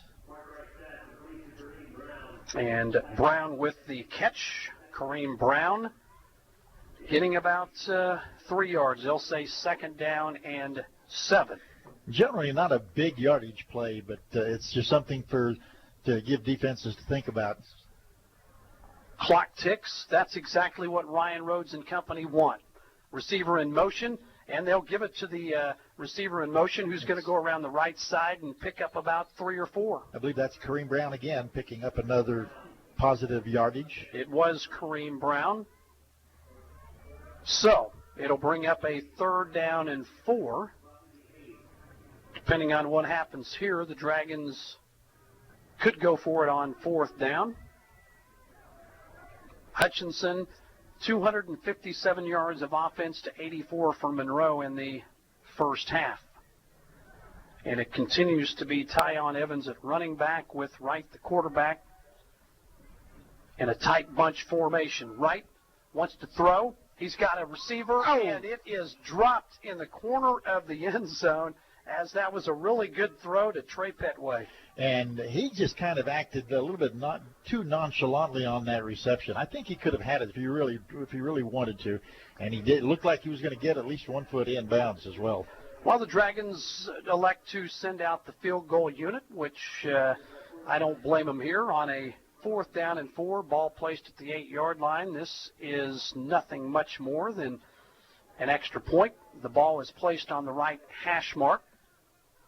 And the field goals have not been kind timeout, Hutchinson, to the Blue Dragons this year. Ryan Rhodes doesn't like what he sees. We're going to take a 30-second timeout. At halftime, Dragons 21-10. We'll be back in 30 seconds. Happy holidays from your friends at Pools Plus. Our December Happy Hot Tub Days will feature a new set of our pre-owned hot tubs at rock-bottom prices each week. Get into the spirit of the season and get into a new-to-you hot tub to aid in relieving that holiday stress. To guarantee pre-Christmas delivery, come see us soon. Don't miss the after-Christmas sale running the final week of 2019. Brand new in-stock American Whirlpool and Vita hot tubs at blowout prices. Shop local, shop Pools Plus, 21 East 1st in downtown Hutchinson. 21-10 from the Salt City Bowl at Gowans Stadium. Ryan Rhodes, Randy, saw something he didn't like. He has, a couple of timeouts left, so he took one of them. Very well, and got to get things straight. And, of course, you're listening to the Salt City Bowl on KHUT Hutchinson, KWBW Hutchinson, and, of course, the NJCAA.org. Didn't change his mind as far as whether they would go for it or kick a field goal, as once again, number 57, Sebastian Garcia, will go out. Ball is on the far right hash mark. Wind at his back. All you have to do is make sure you get the ball up in the air. With this wind, it will carry. Dragons have had some problems at times with field goals. They're going to fake this. That's Arrington. Flags. It'll be a throw for a touchdown into the back of the end zone. Now we got to wait and see what the flags are, but that was a great play. Arrington was lined up as the kicker. Both officials threw the flag, and the Dragons with some trickery again, but I do not know if this one is going to stand. Illegal formation. Coach Ryan Rhodes is saying, what are you talking about? He wants an explanation, and because of the 5-yard penalty, now they will kick the field goal. You would think so, but you never know. Yeah, Ryan is telling the official, we have this lined up. The official says no, and we will take the snap at the 20-yard line. The kick is up, and the kick is good.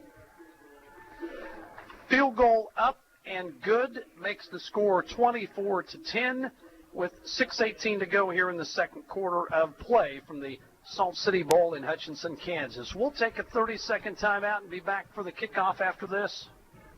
HCC Sports on Radio is brought to you by the Sportscaster Club members, Mega Manufacturing, Sporting Chiropractic Center, Papa John's Pizza, A&A Builders, Barclay Plumbing Company, Sutton Coppin Transmission Service, Lowen Corporation, Old Office Shares, Dr. Eric Severud with Alliance Orthopedic and Sports Medicine, Todd and Cindy Miller of Homestead Senior Care, Man Wyatt and Rice Injury Lawyers, MAYB, Mid-America Youth Basketball, Portfolio Recovery Associates, Dr. Robert Epp and the Hutchinson Clinic, and the Green Vision Group of Hutchinson.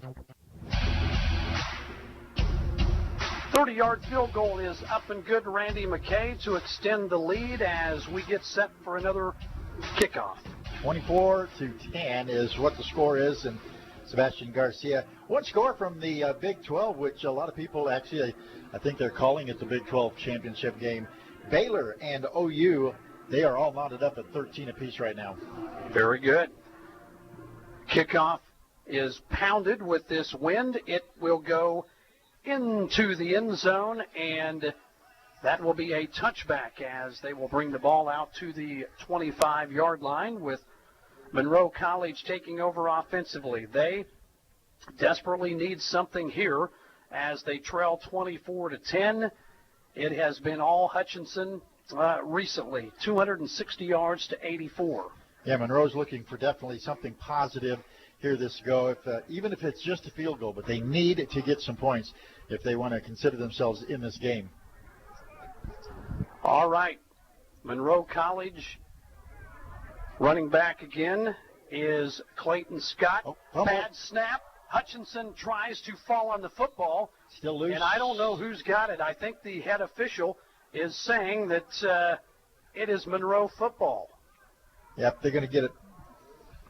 Well, a bad snap, nonetheless, is going to be at least a 10-yard loss on the play. Actually, they're going to give them 11 on the loss. Okay. So it'll be a second down and about 21 coming up for Monroe. Wheels coming off a little bit here in this second quarter. And Marquise Cooper, a new running back in for Monroe. Quarterback Dominic Schaffner, 5 of 13, 76 yards, and a touchdown. He has rushed 5 times for a yard and nothing. Again, that not a bad snap. It was a fumbled snap. Quarterback having a little bit of problem taking that ball from the center. So another loss. This drive going in reverse as it'll be a third down 25, ball clear back at the 10-yard line. Wind, keep in mind, in their face, and this really limits things you can do. Yeah. But then again, we saw Mark Wright throw the ball against the wind early in the first quarter. Dominic Schaffner, clock down to 7, gets the snap, pressure comes, gets out of it. He's going to run, and I think he's going to get a first down. Not quite. Not quite. Holy cow. Going to be about 5 yards short as he was knocked out of bounds by the Blue Dragons. Dragons that time lost all kinds of containment, and they're fortunate that he needed 25 to go because he picked up about 20, and that's going to be a punting situation for Monroe. And it looks like they are bringing on the punt team. So let's see this time if they learn from the last punt where they tried to kick a high spiral in this Kansas wind, of which it went nowhere.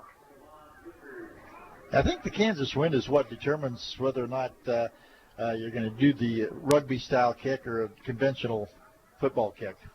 Certainly should. Oh, my goodness, a bad snap, and somehow the punter is able to catch it. The Dragons do not call for a fair catch, and Good call. They're going to say he put a knee down. Yeah, I thought I saw him go. Thought I saw the knee touch. That was Mitchell Tinsley, who put a knee down, and I still don't know how the punter was able to haul in that bad snap. I mean, he climbed the ladder to go up and get it with one hand. That was a great play by the punter, and just great just to catch it, and then to even get it off yet too. So, well, we're down to 4:14 here in the second quarter. Hutchinson would like nothing more than to put points on the board before halftime. They lead 24-10. Ball at the 45. And it is Mark Wright again at quarterback, 9 of 17. hands the ball off this time to the running back, and there is a flag down as the new running back for Hutchinson is Jonathan White, who really showed a burst there, and I think this is going to go against Hutchinson. Holding number 74, 10-yard penalty, and first only down. the third penalty of the first half. But that a big one. Like coaches always say, why hold on a running play? Well, easier said than done, but that is going to negate a pretty nifty run by Jonathan White. He also was co-special team player of the year, but he can also run the ball well, and they'll place it now at the 37, 2nd and 18. White stays in. Blue Dragons have a great stable of running backs, and they don't lose a whole lot by having somebody come in. White throws the ball complete out to the 40-yard line, and he popped again as a Monroe player on a blitz broke through and lowered the boom. Roach on the reception right on the sideline, so no added yardage, just what the catch made. So now you're looking at a 2nd down and 15 with the ball at the 40. Clock showing 3:47. Clock has stopped because of the player going out of bounds. There's a quick pass that is going to be complete to Craig Burt, and he will pick up a couple. Just short of the original line of scrimmage, brings up a 3rd and 11. 3:32. Clock moves. Mitchell Tinsley will check in. Dragons will substitute him for one of their tight ends. And a lot here on 3rd down and 11. If you don't get it, you'll punt the football with the wind at your back, not taking any chances.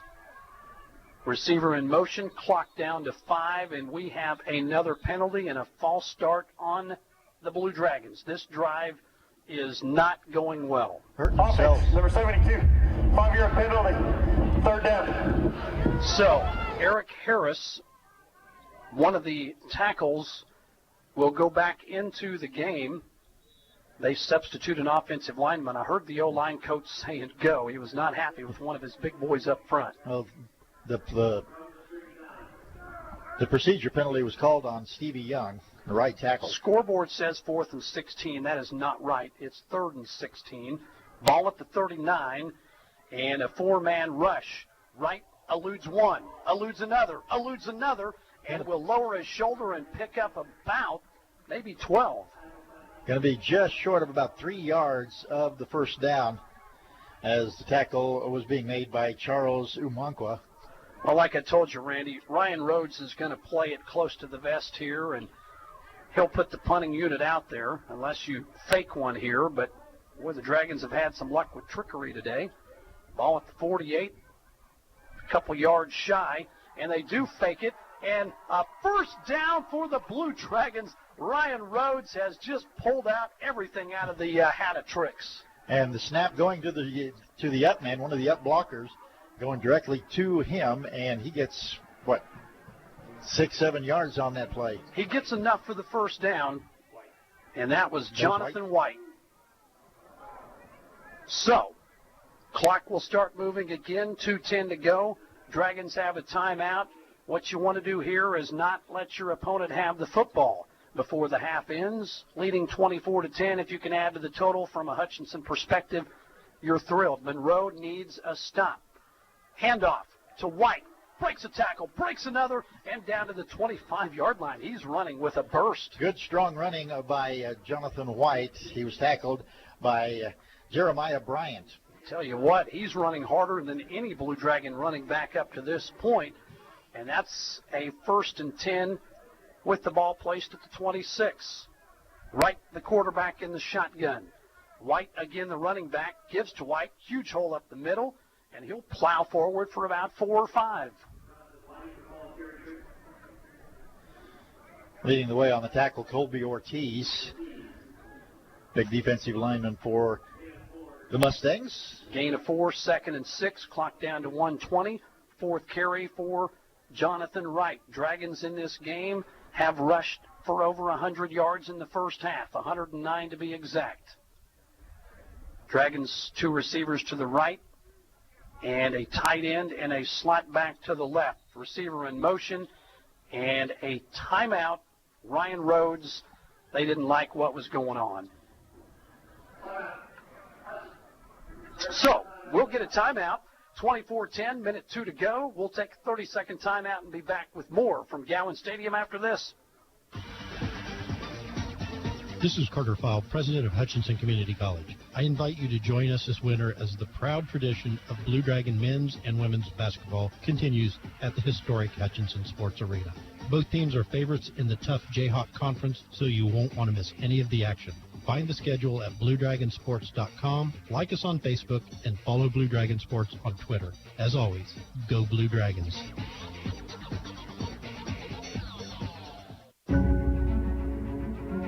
Well, the Dragons didn't like what they saw that time offensively. They burned their final timeout. A minute 2 to go here before halftime.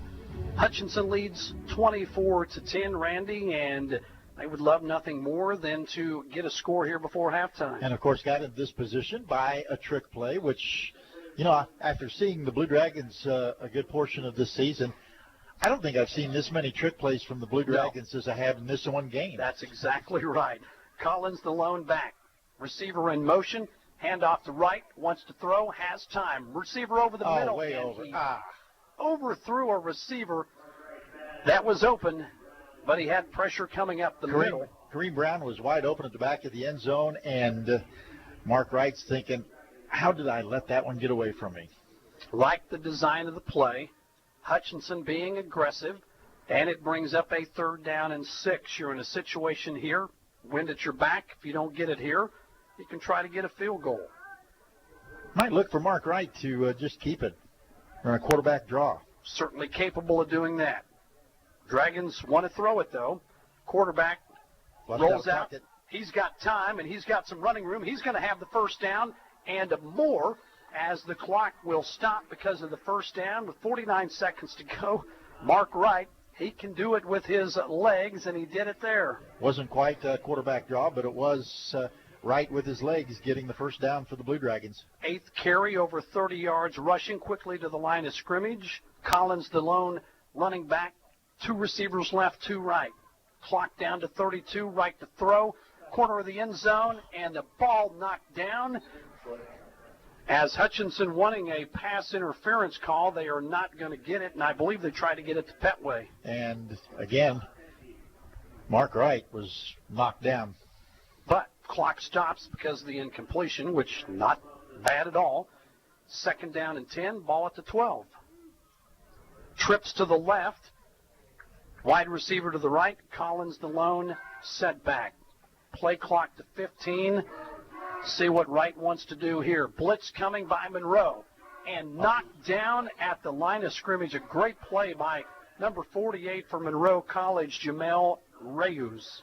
Yeah, I don't know if that was an intended screen play or whether it's just the fact that Mark Wright felt like he ran out of time and just trying to get rid of it. But it was knocked down. It was intended for Collins. So checking in, the Dragons will bring in another tight end. Stacy Marshall might be their best tight end, certainly one of the most athletic in this conference. So the Dragons will go with a tight end formation to the left, 2 receivers left, 1 to the right. And a big 3rd down here with the ball at the 12. Monroe has blitzed. They'll do it again. And they wide open. Busted coverage. They came with the blitz. Sometimes you come with the blitz, and sometimes you die with the blitz as the ball is out there, and I think that's Jonathan White. Yeah, Jonathan White just slipped out of the backfield, and nobody picked him up. Nobody picked up number 31, and the Dragons get a touchdown right before the half here at the Salt City Bowl with the extra point coming up and just 23 ticks left on the scoreboard. It's 30-10. Snap down. Nearly blocked. And it is good as we are in the 2nd quarter of play. 31-10 your score. Hutchinson with the lead. We'll be back with the kickoff in 30 seconds. No time to fix breakfast? Just call us at Anchor Away 662-3100 and we'll have it ready for you. Choose from our selection of breakfast burritos, biscuits, or one of our 5 different complete breakfast plates. Breakfast from 7 to 10:30, Monday through Saturday. If you missed us for breakfast, we're here for lunch and dinner too. Pick up your favorite Mexican dinner or take some home for the family. We're open till 9. That's Anchor Away, drive-through, carry-out, and catering under the water tower at B&A Adams in Hutchinson, 662-3100. Hutchinson with the touchdown to White, lead 31-10, just 23 seconds to go here in the first half. Wind at their back. Sebastian will tee it up, and Randy, the ball blows off the tee again. Yeah. Gotta love this Kansas wind. Flags, by the way, Randy, at half staff here. Due to the shooting at the, I think it was an air base in Pensacola, Florida. Yep. Tragic situation. Some reports that it could be a terrorist involved. All right. Kick is up. It will go out of the end zone, so no return for Monroe. They will set up shop at the 25-yard line where they trail by a score of 31-10. 23 seconds is what they've got to work with. So, and they're an explosive offense. They can come back. They can score within this 23 seconds if they need to. We'll have the Medicine Shop game capsule coming up here at halftime, and we will talk with a couple of folks from both these schools at halftime, one from Monroe and one from Hutchinson Community College, as Glenn Grunwald will be in for the halftime interview. Kind of a sports doubleheader on our stations today because we not only have this football game, we have Blue Dragon men and women's basketball. Which actually makes it a triple header. Well, that's true. When you have 3 games. 2 sports, but 3 games, and they'll take a knee. Monroe says, yeah, let's just go to the locker room and kind of regroup as they trail by a score of 31-10. Shouldn't need to snap another ball. Blue Dragons think it's halftime. They head to the locker room, and so does Monroe. We have reached halftime at the 2019 Salt City Bowl. The clock ticks down to 0, and your halftime score, Hutchinson 31, Monroe College out of New York 10. We'll take a 2-minute timeout and be back to add up all the statistics here of this first half and have our halftime festivities. All that coming your way in 2 minutes. Listen up, peeps. We've got the best wireless deal on the best wireless network. Bring your tired old phone to Next Tech Wireless and swap it out for a free iPhone 11 or Galaxy S10e. Really? Oh, yeah. Bring your number with you and get a Ring video doorbell, too. Also free. And it's still 4 lines, $120, all unlimited data. Doesn't get better than that. Certain restrictions apply. See store for details. We all like to save money when and where we can, right? You can do that every day at Salt City Pawn and Jewelry. Hi, this is owner Paul Phillips inviting you to stop in and say hi to our friendly staff. And while you're here, check out over 3,000 square feet of great merchandise priced at outstanding values. We don't have to offer huge sale prices for one day only when we do that on a daily basis. Save big over retail prices on firearms, electronics, guitars and amps, name brand tools, video games, jewelry, and more. See us at 916 East 4th and Hutch, just east of 4th and Severance. We're proud to be alumni and supporters of all Blue Dragon athletics. Hi, Brian Bobo, General Manager at Midwest Ford. It's Christmas time and year-end closeout, so come out and take advantage of these closeout models, like a 2019 Ford F-150 XLT Crew Cab 4x4 was $48,340, sale price $36,340. That's $12,000 off MSRP. Or how about a 2019 Ford Edge SEL, was $38,555, sale price $31,555, and 0% for 60 months. So hurry out for best selection. Come see us at 1100 East 30th or online at MidwestSuperstore.com. It's football season, when the weather is warm one day and cold the next. Stay ahead of cold and flu season by drinking plenty of liquids, getting enough rest, and keeping your hands sanitized. Come see the friendly folks at Ashcraft Pharmacy, your locally owned Health Mart pharmacy, for over-the-counter medications to help alleviate symptoms. And if you need a prescription, we offer free mail-out, free delivery, or call ahead for our handy curbside service. Go Dragons! From Ashcraft Pharmacy in the Hart Shopping Center, South Hutchinson, and Health Mart, caring for you and about you. Well, welcome back to Gowans Stadium. We have reached halftime of the 2019 Salt City Bowl. The Dragon Doll cheerleaders outperforming at midfield here at Gowans Stadium as we settle in for some halftime stats. 31-10 is your halftime score. Hutchinson with 13 first downs to Monroe's 2.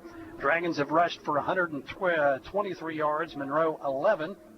Hutchinson has thrown for 208 yards, Monroe 76. Total offense for Hutchinson, 331. Monroe College has 87 yards. Hutchinson, 4 penalties in that first half for 26 yards. Monroe with 4 also. Been fairly cleanly played here in the first half. Dominic Schaffner, 5 of 13 passing, 76 yards and a touchdown. Also has 7 rushing attempts for 17 yards, but boy, they've had a tough time running against this Hutchinson Dragon defense that has been really good all season. Reception-wise, Lucas Nunez, only receiver with more than a catch for Monroe, 2 for 63 yards, a touchdown. The big one was the 57-yard touchdown strike that gave them a touchdown in that first quarter. Mark Wright, 9 of 17 for the Dragons, 168 yards, 2 touchdowns, as he was spectacular, always a threat to run, as he had 8 rushes for 36 yards as well. Tyon Evans, the leading rusher, 6 attempts, 52 yards and a touchdown. Jonathan White, 4 carries, 28 yards. Aaron Collins really struggled running the football, 5 rushes for 7 yards, but Collins did have the huge 74-yard touchdown reception in that first quarter that gave Hutch one of their touchdowns. Kareem Brown had another touchdown catch. He has 3 catches in the first half. So makes our halftime score 31-10 as the Dragons lead here at halftime. We're going to take a 1-minute timeout. Be back with a couple of our halftime interviews here on our local stations as well as NJCAA.org. We'll be back in 1 minute. Need to send someone money? Pay a babysitter? Split the bill? Use First Pay. It is the person-to-person payment option located right inside your online banking app. There is no need to download an additional application. It is simple, safe, and secure. We're first for you. Visit fnbhutch.bank to learn more, or click on your First National Bank app to get started. You can also stop into a location nearest you, and we're happy to help. First National Bank of Hutchinson, member FDIC, equal housing lender. Hutch CC Sports on Radio is brought to you by the Sportscaster Club members, Mega Manufacturing, Sporting Chiropractic Center, Papa John's Pizza, A&A Builders, Barclay Plumbing Company, Sutton Coppin Transmission Service, Lowen Corporation, Old Office Shares, Dr. Eric Severud with Alliance Orthopedic and Sports Medicine, Todd and Cindy Miller of Homestead Senior Care, Man Wyatt and Rice Injury Lawyers, MAYB, Mid-America Youth Basketball, Portfolio Recovery Associates, Dr. Robert Epp of the Hutchinson Clinic, and the Green Vision Group of Hutchinson. Hi, everybody, and welcome back to the Salt City Bowl. We're at halftime, 31-10. The Blue Dragons on top of the Mustangs out of Monroe College. Joining me now, Jessica Rayford.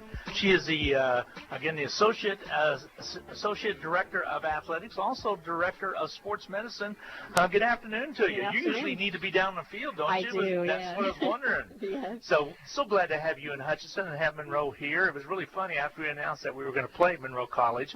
All of a sudden, your volleyball team is here. Yes, sir. And also, you had a soccer team down in Florida. Yes, sir. Your men won the Division I soccer, Yes, sir. and the beat just keeps going on. Well, so yeah. I really enjoyed your volleyball team when they were Well, here. thank you. Yeah, we had a great time. The past couple weeks have been very busy for us. Like you said, the men won nationals, women runner-up. Volleyball did very well out here in Hutch. Basketball was here a few weeks ago at the tournament with Barton.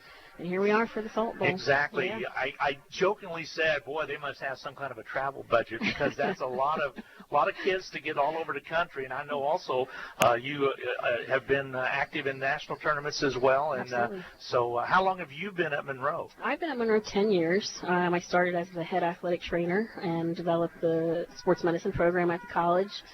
So I've seen Monroe College grow from quite a bit. And then I became the associate athletic director in 2015 alongside Coach Melendez, who's the baseball coach. So the two of us, we do quite a bit of things at Monroe College, and, you know. How long has the football program been in existence? We have been in existence for 7 years. when Coach came and started the program. Exactly. Yeah, Yep. outstanding. Second bowl game. Second bowl game. And last year you're up in Iowa. Yes, Is it colder in Kansas or is it colder in Iowa? Much colder in Iowa.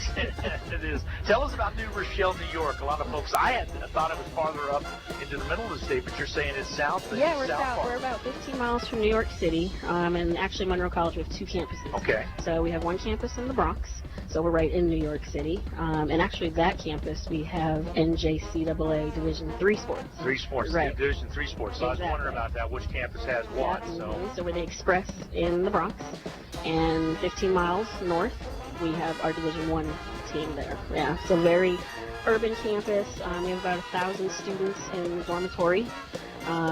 We have approximately 500 international students, probably 200 international in the athletic program. Between the 2 campuses, we have 900 student athletes. 900 student athletes. Yes, sir. That keeps you busy. That keeps you busy. Major studies of education. What's some of the major studies? Criminal justice. And business. Yeah, sports management has taken off there. Everybody's taken a liking to that, but mostly criminal justice and business. How big is New Rochelle? New Rochelle, 73,000? Something like that. Somewhere in there. It's growing. It's growing. Let me tell you, there's so many developments going up every single day. There's approximately like 15 sky rises going up at the moment. So it's steady growing. Main income from the community? Main income, I would have to say, just local business. More yeah, business more than local anything. See, we're more agriculture here. Yeah, we also have fire science and things like that. Yeah, nothing like that. I would say we're more of an extension of New York City. So you find a lot of commuters working in New York City and commuting down to the city for local business, local work. So yeah, definitely a city type of feel. I know it is a very pretty community because I had a coworker. I used to be in pharmaceutical sales, and she was from New Rochelle. She used to always talk about the river, how pretty it was up in that area. Yeah, we're right on the sound. Yep.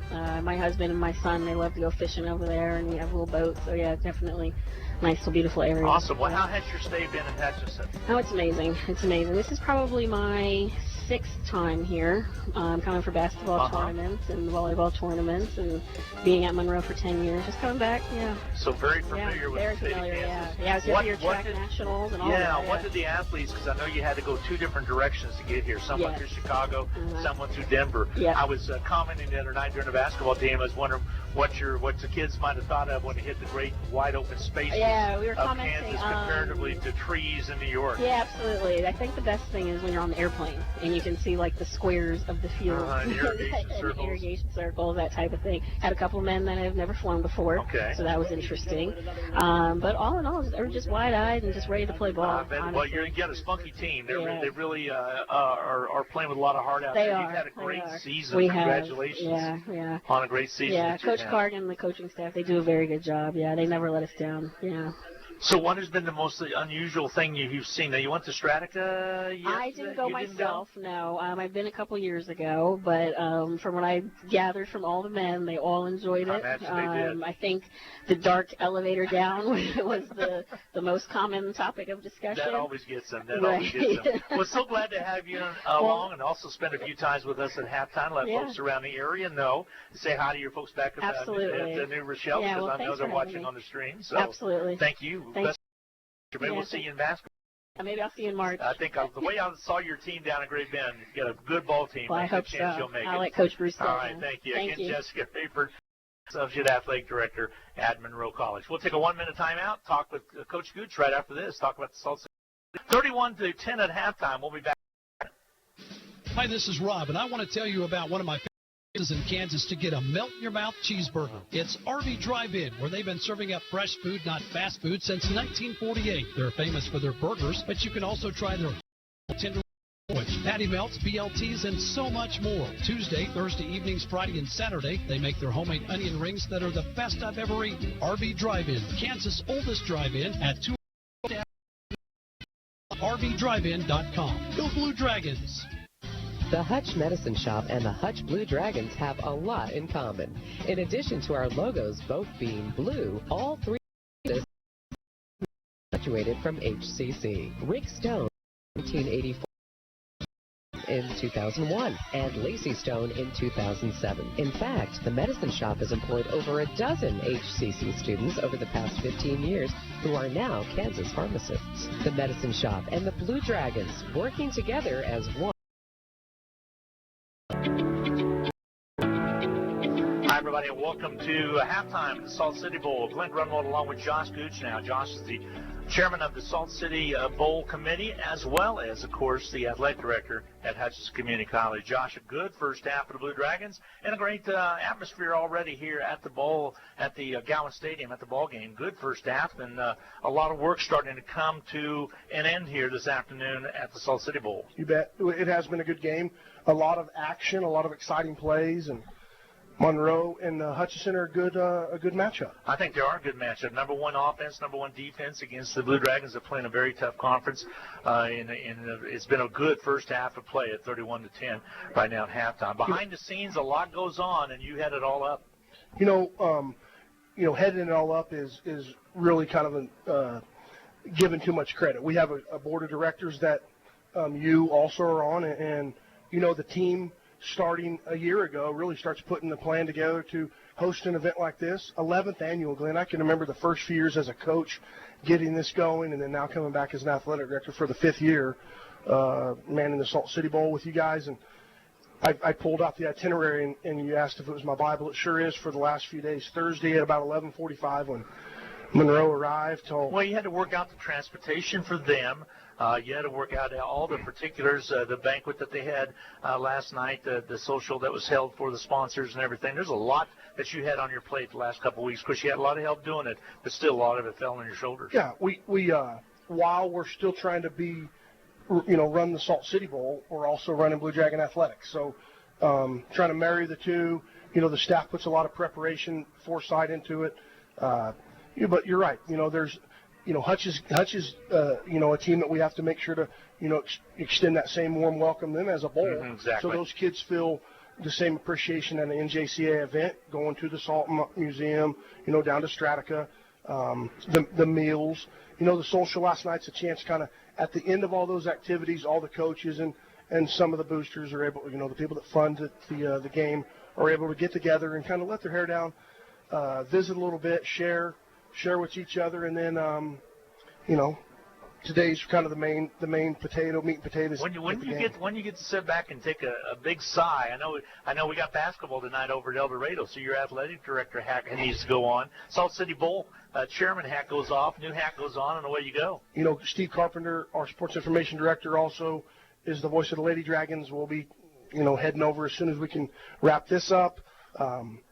Again, it is such a team effort. The community of Hutchinson deserves just so much credit for being willing to, the donors to give so we can have this. I mean, the games are going away, Glenn. We all know that. Yeah, they're going away. The games have gone away quick. I want to talk about. And we've stood the test of time. I mean, we've hung in there. We try to put on a quality bowl game.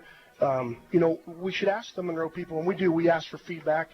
How was the experience? And every person that I've talked to, they've been raving about the hospitality, the treatment that they receive, the experiences for the student athletes and the coaches.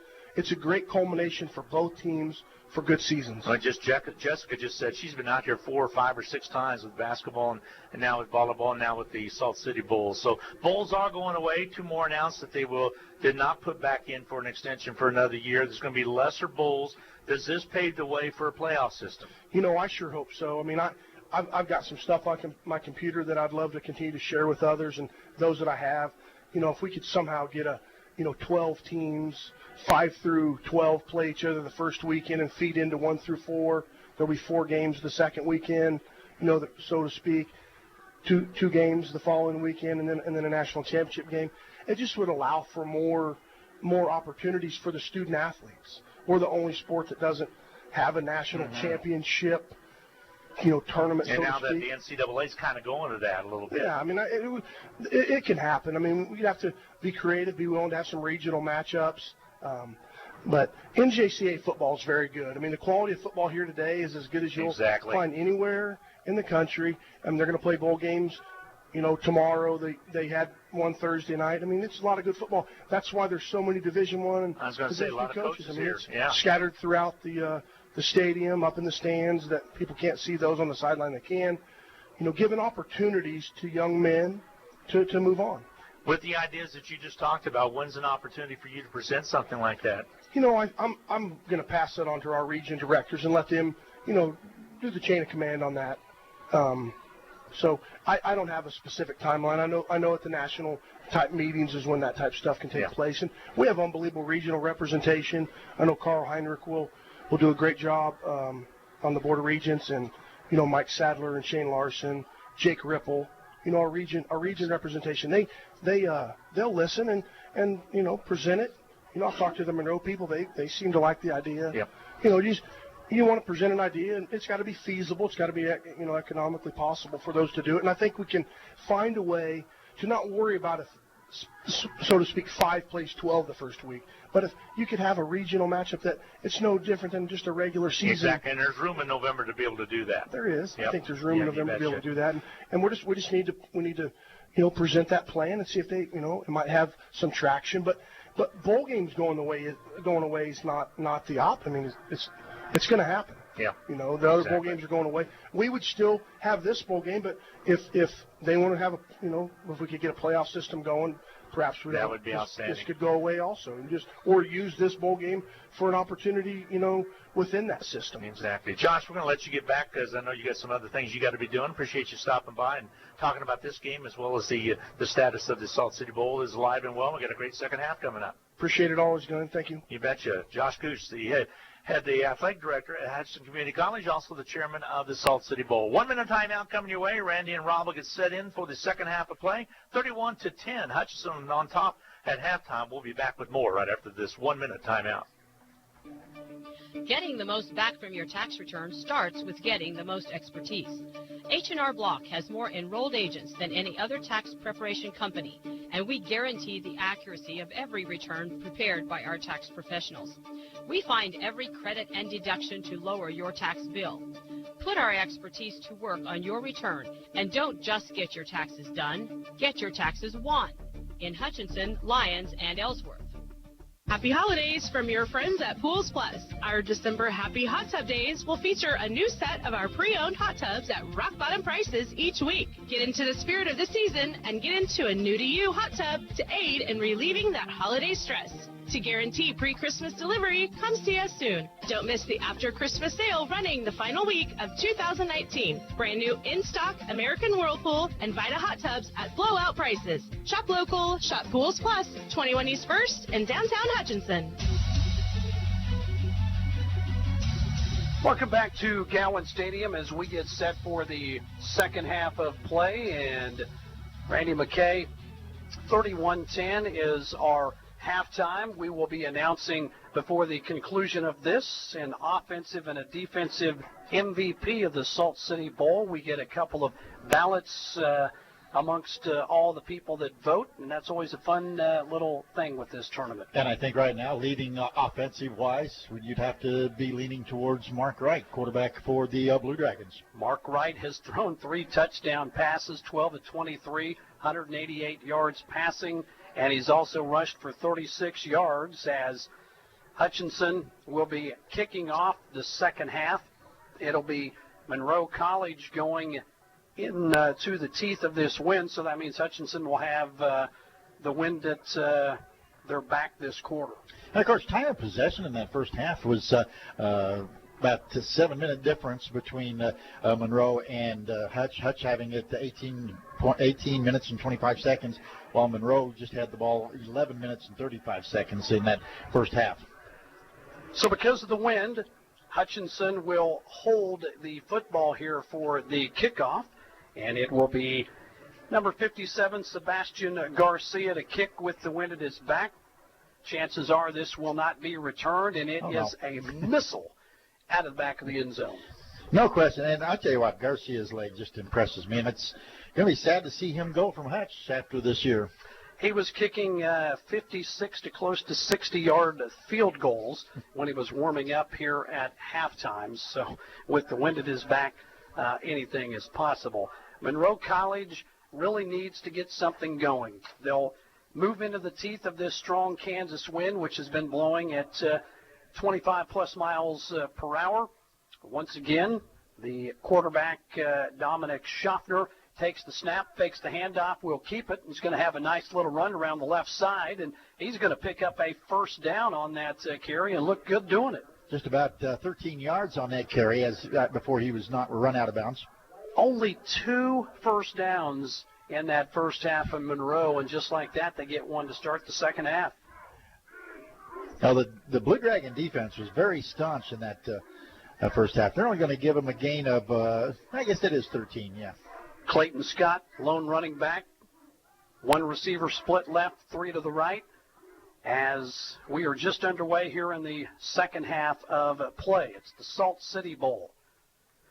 Dragons with pressure. Long pass is going to be caught, and just barely able to bring him down was Isaiah Todd, but a huge completion to Lucas Nunez, and he has been the best receiver by far for them. And, of course, all the way to the 30-yard line. It was a great pass by Schaffner. Into the wind. 32-yard pass play by Dominic Schaffner. His team is in business. The ball placed at the 30-yard line, and they'll set up shop 1st and 10. They trail 31-10. Play clock down to 10. And to throw the ball will be Schaffner, who had an open receiver and missed him. Blitz put on by the Blue Dragons. Didn't get to the quarterback, but did kind of disrupt him a little bit. Jevin Frett on a slant was wide open, but the wind kind of knocked that ball down as Hutchinson will sub in an extra linebacker. 2nd and 10, ball at the 30. Clock stopped at 14:02 here in the third. Rodney Matthews coming out of the game for the Blue Dragons. We haven't called Bankston's name a whole lot today. Did have a sack in the first half. Shotgun snap. Quarterback under pressure will just throw it out of bounds. That is smart, as he was dumped that time by a Dragon defender. And I think... And that in on the play. That was Nico Cooper. Yep, number 32, coming on a blitz. 3 fresh players will come in, including Bankston. Jayhawk Conference Defensive Player of the Year. He is signed with Iowa State. Ryan Rhodes said anywhere from 35 to 40 Blue Dragons will sign with football programs to extend their careers. We are down to 13:57. Low snap handled by the quarterback, and a pass that was broken up on the left side by the Dragons.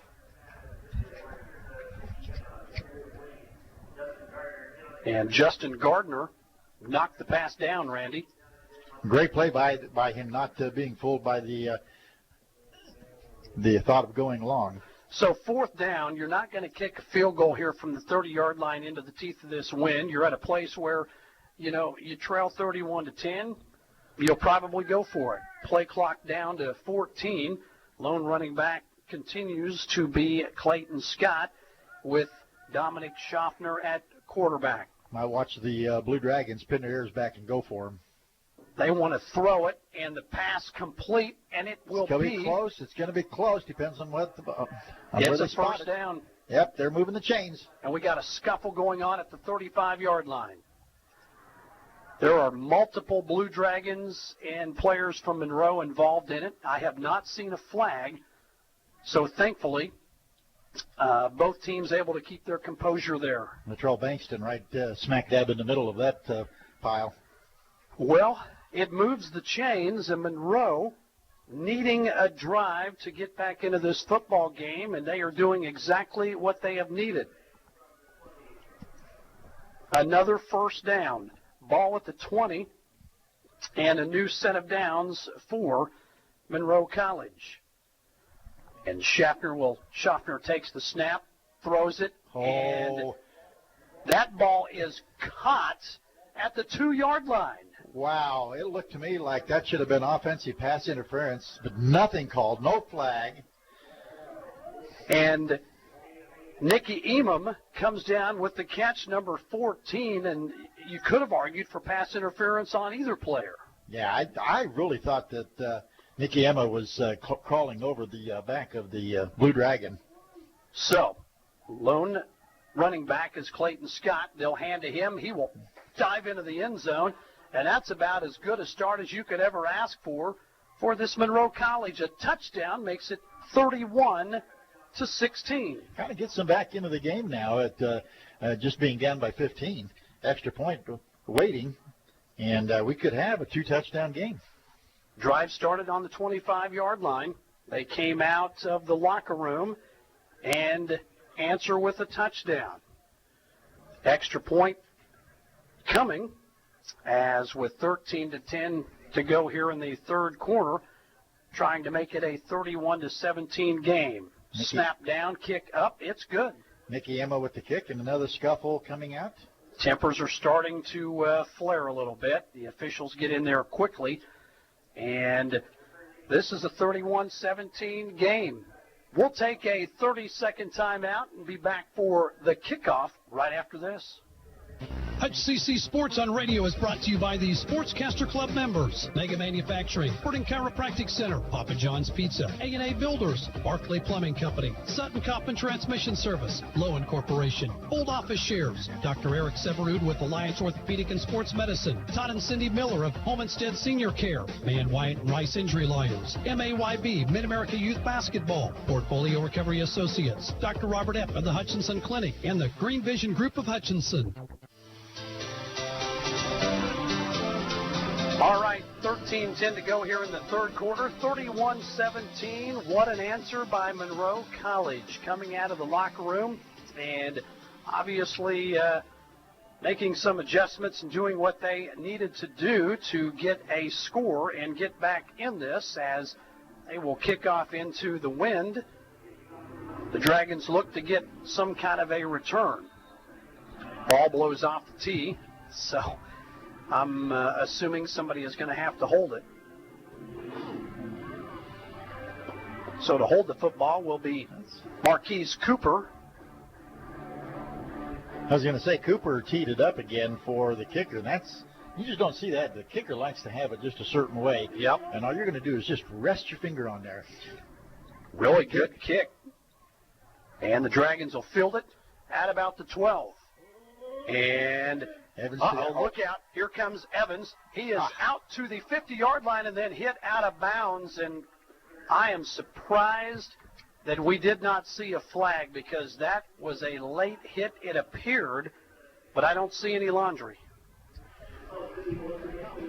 Tyon Evans doing a good job of getting the ball out just across midfield. Couldn't tell, but it looked like Severi Finson on taking Evans out of bounds. All right, so the ball will be placed at the 48-yard line. The Dragons with it 1st and 10. Trips to the left to start, single receiver to the right. Collins will be the running back. Mark Wright, quarterback. He had a dandy of a first half. Snap. Ball given to Collins off the right side. Breaks the tackle, runs out of bounds, and is going to pick up just a couple. Randy, he really had some tough times in the first half as Collins had 5 rushes for just 7 yards. Yeah, but he did have that 74-yard pass play for a touchdown. He sure did. They'll say gain of 2, 2nd and 8, ball at the 46, clock ticks. That looked a little bit like a misdirection. It looked like they were pulling the lineman to the left, and Collins went right. Right to throw, got an open receiver, and he makes the catch, a gain of maybe 3. That'll bring up a 3rd down and 5. Keep in mind the Dragons with the wind at their back. They'll have to buck that wind in the 4th quarter. It's the 2019 edition of the Salt City Bowl. Beautiful sunny day in Hutchinson, Kansas. Temperatures have been mild for this time of the year. 56 is what the temperature is reading right now. Collins in motion, right, has time, flushed out, rolls right, has Collins open. Oh, nice play. And then he's hit, and they're going to say incomplete. I'm not so sure about that one. To me, it looked like he caught the ball, was popped, it was fumbled out of bounds, and should have been a catch, but you don't get replays in junior college football. But still a great play. It was a great play. I really believe how I described it as how that went down, but the official did not see it that way. We would like to be able to see it again as Hutchinson will punt the football. They have faked a couple of punts in this game. One they rushed, one they threw. I think they'll punt this one. Harrington with the punt, went at his back, and oh my goodness. Did he get No. Did he get it? Did he get it? He went into the end zone, and it'll be a touchback.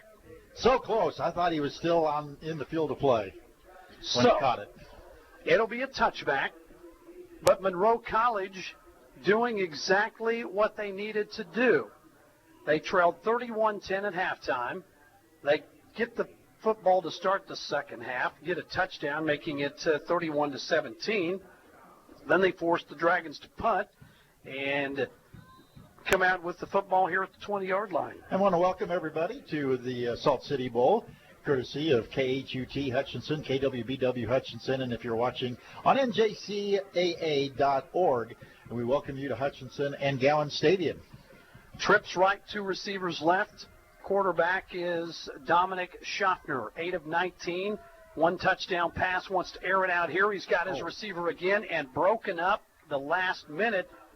Holy cow, Marquise Colvin. And the receiver had a step on him. I'm telling you, that time. Late flag here. 2 late flags. And Lucas Nunez has been the go-to guy, and he has been really good. He was open, 3 catches, 90 yards, and a touchdown. 3 flags deep in the back. Still waiting on that. 12-man in formation. 5-yard penalty. First down. So that's a 5-yard penalty. That'll be the 5th penalty for Hutchinson of the game, and now you get a replay first down. So 1st and 5 now. Get 5 yards, a little bit closer, so we're at the 25. And Monroe College with momentum and everything going their way here in the second half. They would love to chip away and get some first downs here. Lone running back in the backfield is Scott. Simply used as a blocker, time to throw, wide open receiver. Holy cow, that was an incredible catch again by Lucas Nunez. First down. What a great catch at the 37-yard line. 4th catch for Nunez. He's over 100 yards receiving, and the Dragons have had no answer. They'll substitute 4 new players in defensively. 1st and 10, ball at the 37-yard line. Monroe College saying, we're not ready to head back to New York without a fight. Receiver in motion. They fake the handoff. Quarterback will keep it, and that is Schaffner straight ahead for a productive gain. Late flag, and this is going to be an unsportsmanlike penalty on somebody. I believe you're going to see Isaiah Todd get the call on this one because he actually threw it. It looked like he threw a fist, and that's what they're going to call it on. Well, if he threw a fist, it could also be an ejection. Let's hope that's not the case. I'm not going to say fist. He swung at the guy. Gotcha. I will say that. Official is going to walk towards this sportsmanlike contact. On the defense, 15-yard penalty. You're exactly First right. down. That's Isaiah Todd. And I'm going to tell you, Ryan Rhodes is barking out on the field right now. His first unsportsmanlike conduct. If he gets another one then, he's out. 31-17. 1st and 10, ball at the 37. Penalty, this is going to be a legal procedure penalty on Monroe. The play went for naught anyway. Actually, they lost. About 3 yards. So all of a sudden, in the first half where we didn't see very many penalties, we have seen a slew of them here to start the third quarter. Bankston in on the defensive play for the Blue Dragons. Well, it's easy to go into the locker room leading 31-10 and, kind of take your foot off the gas and relax a little bit. Monroe's come out and they punched Hutchinson in the face. Number 40, 5-yard penalty. First down. And now it'll be a first down and 5. So instead of 2nd and 13, you're going to have 1st and 5. And that is the 7th penalty for 49 yards against Hutchinson. And everything that Monroe College needed to do, they've been doing. They have the ball down to the 37-yard line where it's a 1st and 5. Blue Dragons need to right the ship, get their head back into this game, and start playing football. Number 3 versus number 18. Snap. Quarterback has time. Flushed out of the pocket, wants to run, and then he throws the ball incomplete as he tried to get the ball out to Jevin Frett. Good pressure up the middle by Hutch. Great job bringing the backers up and into the middle as well for the Blue Dragons. So a 2nd down and 5 as Hutch saying, you know what, we've given up a touchdown already. We got to get a stop to this. Blue Dragon football on KWBW Hutchinson, KHUT Hutchinson. It's the Salt City Bowl. We appreciate folks being along on NJCAA.org as well. Snap, ball given to the running back, Scott, and he is hauled down before he ever got started. I don't think anything for the gain, Randy. No, and he was brought down. No gain on the play. It was Durante Davis on the stop for the Blue Dragons. Clock moving, 10:20 to go, 31-17 Hutch. 3rd down, 5. Keep in mind, this was a 1st and 5. So Hutchinson has done what they've needed to do the first 2 plays of this series, wanting to put a stop to this. Wind in the face of Monroe. Running back continues to be Clayton Scott. Quarterback looks, slant over the middle, wide open, 1st down, could be more. This is going to be a huge gain inside the 15-yard line for Monroe. Jevin Pratt on the crossing pattern right over the middle, picking up valuable yardage for the Mustangs. Tell you, take your hat off to Monroe. They have come out with some fight in the second half when it looked like they might have been done, trailing 31-10 at halftime. 1st and 10. Ball at the 14, clock moving. Hutchinson with a late substitution. Running in there late is going to be Oliver McDowell. Trips right, 2 receivers left. Quarterback throws it to the end zone, and it was almost picked off, and I think his own man might have knocked the ball out of his hand. That was Art Green with the near interception. Dominic Schaffner floated one to the end zone in double coverage, and he's thankful it wasn't picked off. 2nd down. That easily could have been a 100-yard pick 6. Oh, my. 2nd and 10. Clock stops because of the incompletion. Ball resting at the 14. And Monroe College, really something on this drive. This drive started at the 12-minute mark. We're down to 9:22. A 6-play, 66-yard drive right now. That'll result in a pretty good play off the left side of about 6 yards. Durante Davis again on the tackle from behind for the Blue Dragons. 3rd down and 4. Could be 2-down territory no matter what. Hutch will substitute 4 new players. Lone running back continues to be Clayton Scott as they look to the sideline for the play. Play clock down to 12. They're going to have to hurry. Quarterback trying to get his troops ready. Clock down to 4. Receiver in motion, and this is going to be an illegal procedure penalty, and just really never got what they needed that time set. Offense, number 15, 5-yard penalty. That's Jevin Frett, number 15, called for illegal procedure. It'll back them up 5, so a 3rd and 4. Randy goes to a 3rd and 9. Ball back to the 13. It's a little help for the Blue Dragon defense, as if they really needed it. Well, they've been reeling a little bit here in the second half. Hutchinson has been outscored 7-0, and they want a timeout. Ryan Rhodes is not happy. Timeout Hutchinson, 31-17. We'll take a 30, and we'll be back with more football in the Salt City Bowl in 30 seconds. This is Carter Fowle, president of Hutchinson Community College. I invite you to join us this winter as the proud tradition of Blue Dragon men's and women's basketball continues at the historic Hutchinson Sports Arena. Both teams are favorites in the tough Jayhawk Conference, so you won't want to miss any of the action. Find the schedule at BlueDragonSports.com, like us on Facebook, and follow Blue Dragon Sports on Twitter. As always, go Dragons.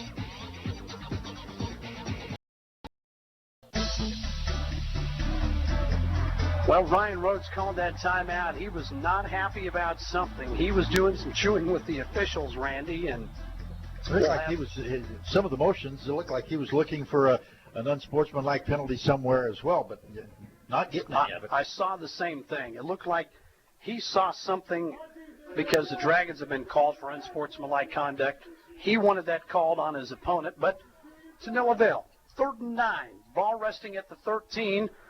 Running back is Clayton Scott, quarterback with the snap. Dragons with the blitz, single coverage, and the ball broken up at the last minute by a Dragon defender, and everyone in the booth from Monroe wants pass interference. And actually, there could be an argument about pass interference against the offense on that play. He looked like he pushed off a little bit.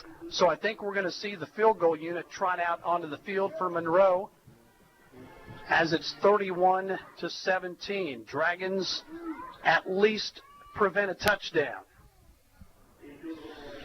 So Nicky Emma lining up for the field goal.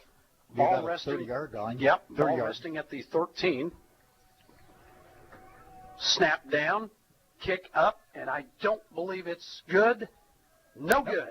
Kick is wide left, and the Dragon defense has done its job. Hutchinson gets the missed field goal at the 8:19 mark here of the third quarter, still clinging to a 31-17 lead. And if you're Hutchinson, Randy, your offense has got to do something. Yeah, they weren't very productive on the first possession after the Mustang touchdown. Ended up having to punt. If for nothing more than to give your defense a little chance to rest and catch their breath. Exactly. And we know that the Blue Dragons can effectively run this field. So the Dragons with the ball at the 20. Mark Wright wants to throw. Ball is complete and out to about the 30-yard line is a pass that is complete, I think, to Mitchell Tinsley. It was just a quick, simple out pattern and good enough for 10 yards, and that's all they needed. Running back Tyon Evans. 2 receivers left. 1 to the right with a slot back left. Right flushed out of the pocket, rolls right, has a receiver out there, and he was going deep for Tinsley. He had him and just overthrew him. Little hand-to-hand combat going on between Tinsley and, we're going to say, McNeil. So a 2nd down, 10 situation. Hutchinson, 347 yards of total offense to 211 for Monroe, but the second half has been owned so far by Monroe College. They've outscored Hutchinson 7-0. Correct myself, that was Api Hatechi, the defensive player for the Mustangs. Blitz coming. Handoff to the running back, who does a good job of breaking a couple of tackles and carrying the ball out to about the 35, maybe close to the 36-yard line, and Tyon Evans. Zariel Walker in on the tackle for the Mustangs after the 5-yard gain. Trips left now, single receiver to the right. It'll be a 3rd down and 4. Blitz is coming. Mark Wright saw it, and they will check off the play. Tell you, Monroe defensively has been aggressive. Now they change up, and they'll go to a 1 safety high over the top. Pass, wide open, and it was tipped. If that ball is not tipped, he might still be running. Tim Donahue with getting his hands on it and knocking it down. And the Dragons are going to have to punt, as that time, boy, they were trying to get the football to Trey Petway, and he was wide open. That would have easily been a 1st down and maybe more had it not been knocked down. It was a beautifully designed play call by the Dragon offense. So Arrington, with the wind at his back, will punt. Pressure coming and almost blocked, but he gets it away. And this thing is going to take a big-time Blue Dragon bounce and roll all the way down. Oh, my goodness. No. Oh, they're going to let it stand. Okay, what I don't understand. He was in the end zone. He was in the end zone when he touched the football, and they're going to mark the ball down at about the 2-inch line. I don't understand that one. I do not understand that one. Because he was obviously there wasn't any question about whether or not he was in the end zone. The ball hadn't gotten there, but when you touch it and you're in the end zone, it's in the end zone. It's in the end zone. Well, but nobody seems to be arguing anything. So I think the Dragons got that one. And you cannot get this ball any closer to your own goal line. So it will be first down inside the 1-yard line for Monroe. Not sure exactly how that worked out, but we'll go with it. Clayton Scott, the running back, and snap quarterback. He is going to get the ball out of the end zone. And tell you what, Schottner did a good job of getting clear out to about the 6 or 7 yard line. And I think there should have been a penalty there on Monroe. Harris with tackle. Halston Fergulis. Little extracurricular activity after the whistle, but nothing thrown. So a 2nd and 5, clock ticking, 6:18 to go. Hutch leading 31-17. Monroe College continues to drive into the teeth of this south wind. Quarterback in the shotgun gets the ball out quickly to his tight end, and he hits Yusuf Ulay, and he will be able to pick up maybe a couple. And I believe it was Isaiah Todd on the stop, and going to be just short of the first down, so bring up a 3rd down now for the Mustangs. Monroe wants a first down. They don't want to punt from their end zone. Hutchinson would love to see a punt here. Quick snap. And it's going to be close. Depends on how they spot it. I think he's going to have the first down. They're going to mark this just outside the 10-yard line. So and that would be where they would need to be for a first down. I don't know if they will bring the sticks in. They will. As soon as the official blows the play dead, that tells me that they're going to bring the chains out and measure. It's going to be close. I give them the nose. As I saw where the sticks were, Randy, this thing might be a couple of inches short, and then you would have a real decision on your hands. I don't think that'd be that big a decision. You would think they would punt it. Nope. Go for it? Yep. Okay. But by the nose of the football. Got it. Half of the football, actually. Ball was basically at the 2-inch line when they took possession. And they were able to get a first down here. That's a huge series for Monroe, just for the fact it gives you some room to move around. 31-17, Hutch with the lead. 5:35, they'll wind the clock. Running back in the backfield, Clayton Scott, 2 receivers to the right, 2 to the left, stacked up. Shotgun snap, toss over the middle, and it is the guy that has killed Hutchinson, and a horse-collar tackle after the great catch by number 17, Lucas Nunez. I thought they were going to get that call, and they did. That'll be 15 more yards tacked on. It'll be the 8th penalty against the Dragons, and a drive that started inside the 1-yard line now. Inside the 1-foot line. Is going to be, it appears, inside the 40. See what the official calls here. Personal foul. Horse collar tackle. And 15 yards from the end of the run. Out to the 40-yard line, just like that. Monroe College in business, and I tell you what, Randy, Monroe College has outplayed the Blue Dragons here in the second half up to this point. They've done exactly what they've had to do. The Dragon defense got a stop last time when they drove it deep. Can they do it again? Trips to the right, 2 receivers left, no back in the backfield. Quarterback shotgun snap, and the ball knocked down at the line of scrimmage, and that might have been Big Bankston. I think it was Bankston that knocked it down. Or Lewis Wallace. Oh, was it Wallace? Yeah. Got a hand on it. So a 2nd down and 10. Clock stops. Salt City Bowl 2019 edition. We'll have an offensive MVP and a defensive MVP. Sideline reports brought to you by Papa John's Pizza, 501 East 17th, 665-7272. Great pizza, Papa John's. Trips to the right, receiver to the left, running back, quarterback flushed out, nowhere to go, and he is going to be hogtied for a loss of a couple. Another fight? Nope. Uh-oh. And I think there may be a problem. He may have hit an official. One of the Blue Dragons may have hit an official. I don't see a flag. I'm not sure.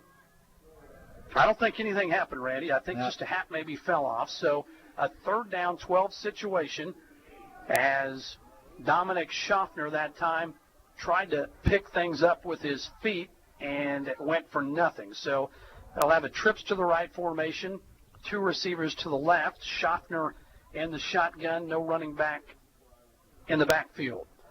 Dragons a 4-man rush, and they get pressure, flush him out, quarterback runs. He's going to have a 1st down and more. As the quarterback Schaffner with his legs, his 12th rushing attempt of the game, gets a 1st down and extends the drive. Down to the 43-yard line of the Blue Dragons. This young man has put the big boy pants on here this second half, and Hutchinson will rotate 4 new defenders in, and the Dragon defense is fighting for their life right now, clinging to a 31-17 lead. They're all wondering what the heck's going on here. I'm telling you.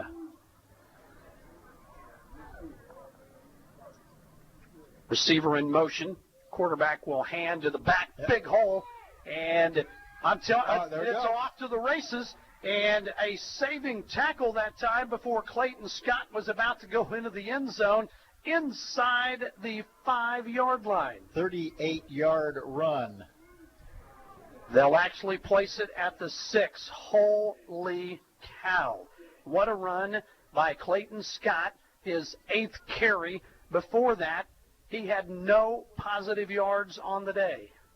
That was the best carry for a Mustang running back. Quarterback has had some good runs. He has. No, not the running backs. So again, ball given to Scott and maybe a yard. Gets to the 5, where it'll be a 2nd and goal.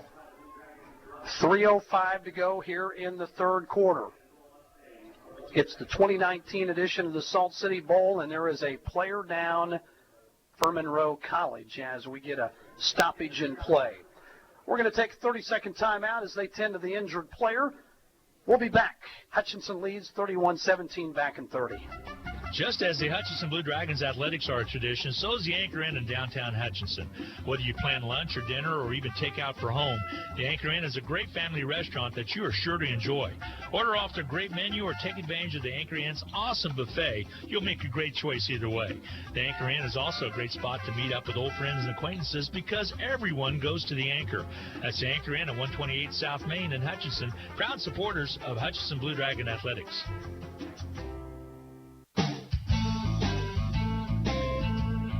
Welcome back to Gowans Stadium, 31-17. We have 3 minutes left here in the 3rd quarter. As down on the field, Randy. That's Clayton Scott, the running back. He's been a guy that has been pretty solid. Think he's going to be okay. He's going to jog back to the sideline. Of course, he'll have to come off for a play. Claps tries to encourage his teammates who have really fought back, and if they get a touchdown here, holy cow, do we have ourselves a ball game. Well, it wasn't the shootout that it looked like to begin with, but it's turning into a great game. Hutchinson's offense has not got anything done here in the 3rd quarter, while Monroe has a touchdown, and they're at the 5-yard line, 2nd and goal, trying to get another. Trips to the left, single receiver right, H-back set up off the right side, quarterback in the shotgun. Receiver in motion, He will keep it and plow forward for a couple. It'll be 3rd down and goal. I'm going to mark him. It looks like in between the 2 and 3 yard lines. That is the 13th carry for Schaffner, Dominic Schaffner. 13 carries, 67 yards, 12 of 27 passing for $183 and a touchdown. 3rd and goal. Ball at the 3. 2:13 clock ticks, play clock down to 15. And back in at running back, guess who? Clayton Scott. They will hand the ball, fake it, quarterback keeps it, and he is dropped for a loss by the Dragon defense. One of the guys there was number 21, Spraggins. Jeremy Spraggins. Great job of coming in off of his linebacker position. One of the most highly recruited freshmen in the country. Every team in Kansas wanted him. Ryan Rhodes and company got him, and they have forced a 4th down and 5. And if the Dragons get a stop here, it would be the 2nd stop that they have had inside the 10-yard line here in this quarter. Snap, pressure coming, lofts it into the end zone. I don't see a flag. That is incomplete, and the coaches in the booth next door are going crazy. Yep. A lot of contact. I think he actually just fell on his own, to be totally honest. I do too. But the officials are all that matter, and they said there was no penalty. So the Hutchinson offense will take over at the 5-yard line, and it'll be 1st down Dragons with 1:22 to go here, and they still have the wind at their back. And holy cow, Randy McKay, if you're a Hutchinson fan, would you like to see some 1st downs? And now I do see a flag out. Unsportsmanlike conduct after the 15 yards. Their 6th penalty, and that's a 15-yarder. And that gives the Blue Dragons a lot of breathing room as the ball now goes out to the 20-yard line. Kind of just like getting the ball after a kickoff and you take it at the 20. But, yeah, they would have been at the 5, so a little more room to work here. And Mark Wright and company will take over. Wright in the shotgun.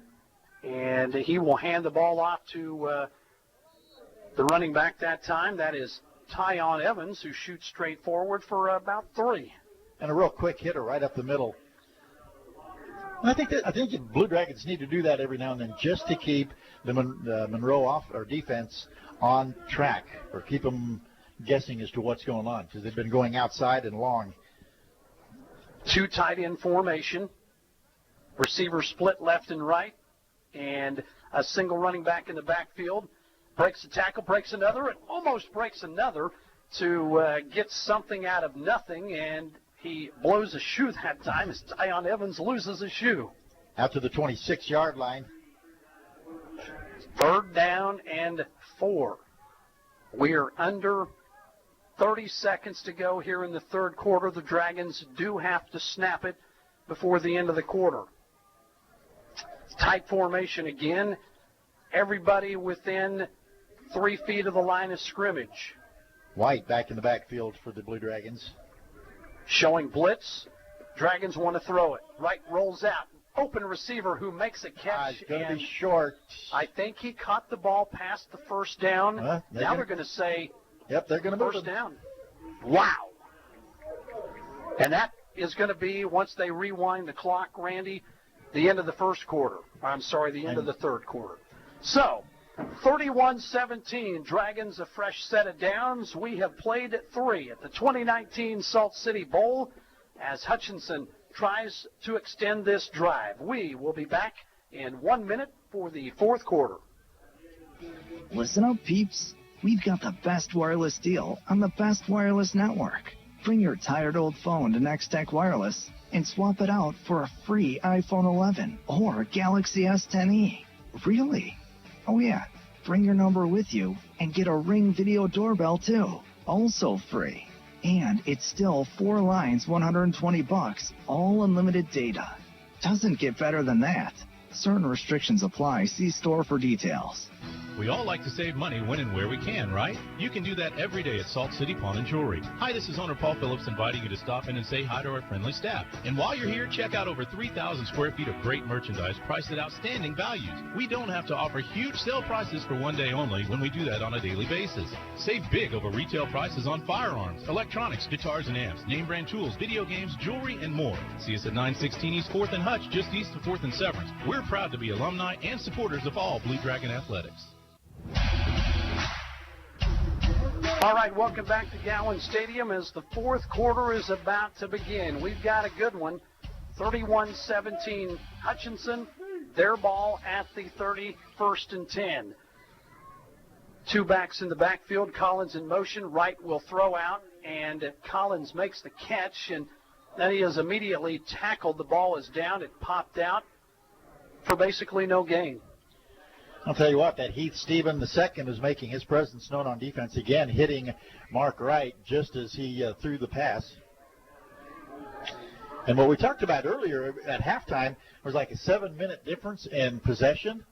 It is now exactly even, 22 minutes and 30 seconds for Monroe and 22 minutes and 30 seconds for the Blue Dragons. Two receivers right, one left. Lone running back, Tyon Evans. Wright will check the play off. Play clock down to 7. Dragons need to hurry. He moves the running back to the right side. Gets the snap just barely with 1 second to go. Big hole. Here goes Evans. Evans at the 40, at the 30. He's not going to get caught. He's not going to get caught. Touchdown, Tyon Evans. What a play. What a great burst of speed. Once he got into the open, he slapped that thing into overdrive and took it all the way in. Tyon Evans, his 10th carry of the game, second touchdown of the game, and all of a sudden the Hutchinson Blue Dragons get a much-needed score. Boy, they definitely needed it. You know, we talked about Mark Wright being the MVP offensively. Right behind him would be Tyon Evans. That's his second rushing touchdown. So we get the extra point now by Garcia. And he has been perfect on the day. Snap down, kick up, and it is good. And they're going to throw a flag either running into the kicker or roughing the kicker. So before we go to break here, we do have a flag. I think this is one that they're going to tag on to the kickoff. And keep in mind the Dragons will be kicking into the wind, so every little bit will help if this is against Monroe College. The official is going to walk over to Ryan Rhodes and ask him. He said good. They'll decline the penalty, and it's all for naught. 37-17, 14:02 to go in the fourth quarter. We'll be back for another kickoff in 30 seconds. Hi, Brian Bobo, General Manager of Midwest Ford. It's Christmas time and year-end closeout, so come out and take advantage of these closeout models, like a 2019 Ford F-150 XLT Crew Cab 4x4 was $48,340, sale price $36,340. That's $12,000 off MSRP. Or how about a 2019 Ford Edge SEL was $38,555, sale price $31,555, and 0% for 60 months. So hurry out for best selection. Come see us at 1100 East 30th or online at MidwestSuperstore.com.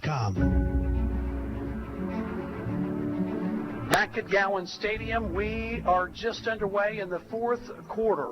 Sunny afternoon for the 2019 Salt City Bowl. The wind has been a factor, continues to whip out of the south. Flags are moving steadily as Hutchinson will kick into the teeth of this wind.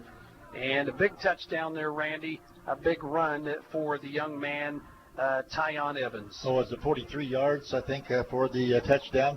So great job. Just a great burst of speed once he got around the end. Just an incredible job by Hutchinson for that run.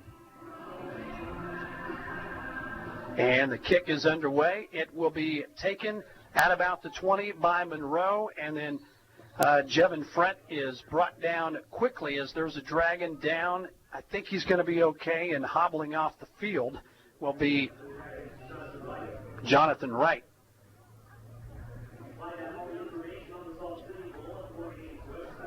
So, with about 14 minutes to go here in the fourth quarter, there's still a ton of time, Randy. Yeah, still time. It's not over yet by a long shot. They're down by, of course, they are down by 21 now.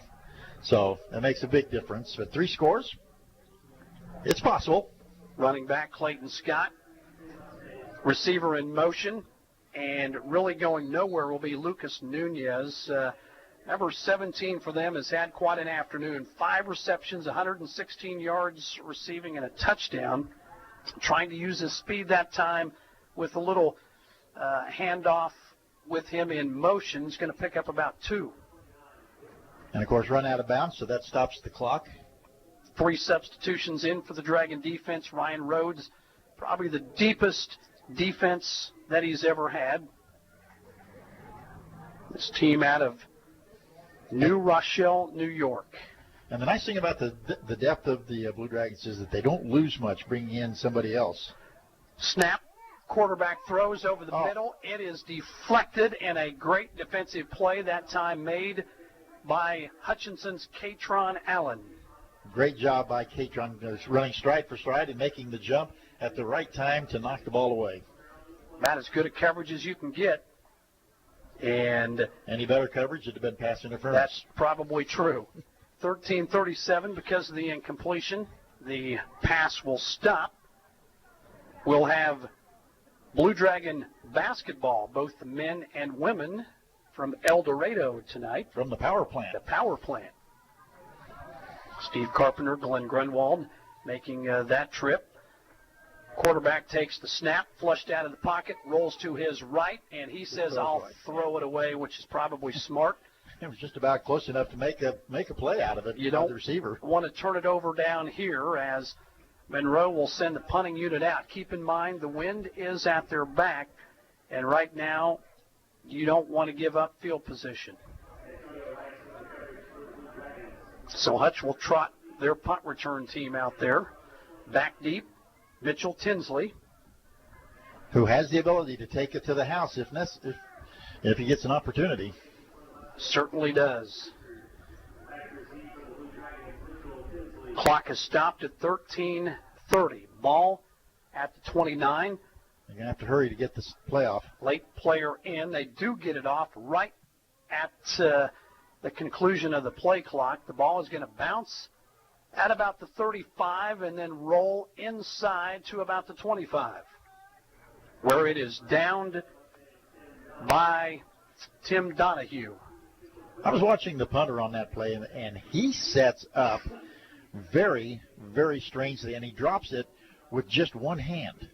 Most punters will use both hands. That's true. And he was holding it top side with one hand, dropping it, and then kicking it.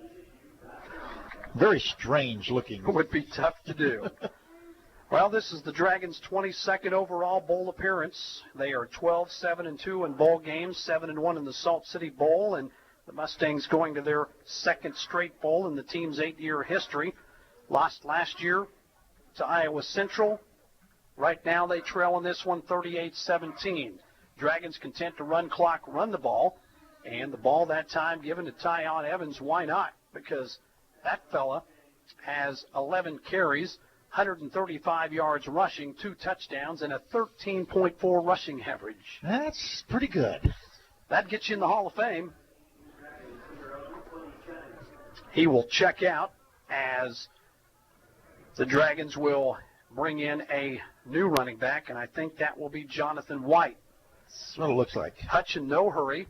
2nd and 8, ball at the 27, clock ticking. They lead 38-17. Receiver in motion. They'll give it to him. And around the right side, not going for much, and there is going to be a late flag. I don't know, this might have been a face mask. And some extracurricular activity, but I tell you what, we've seen some stuff, Randy, but most of these guys have kept their composure. Yeah. And I like seeing that. Rico Nix was the carrier as he was going in motion. The play went for maybe a yard loss, but right now the officials with the flag on the field are huddled up. There's 3 of them. And the only thing I could see in that situation there would be maybe a face mask. But they could also pick up the flag. We're about to find out. Official says no flag. Pick it up.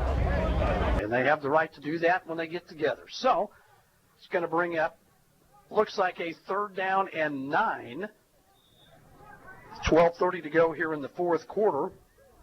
You would assume the Blue Dragons would throw it here. But you do have a big lead. If you want to run it and run clock, you can do it. And, of course, you also got Mark Wright as the quarterback, who could also take off. Yep.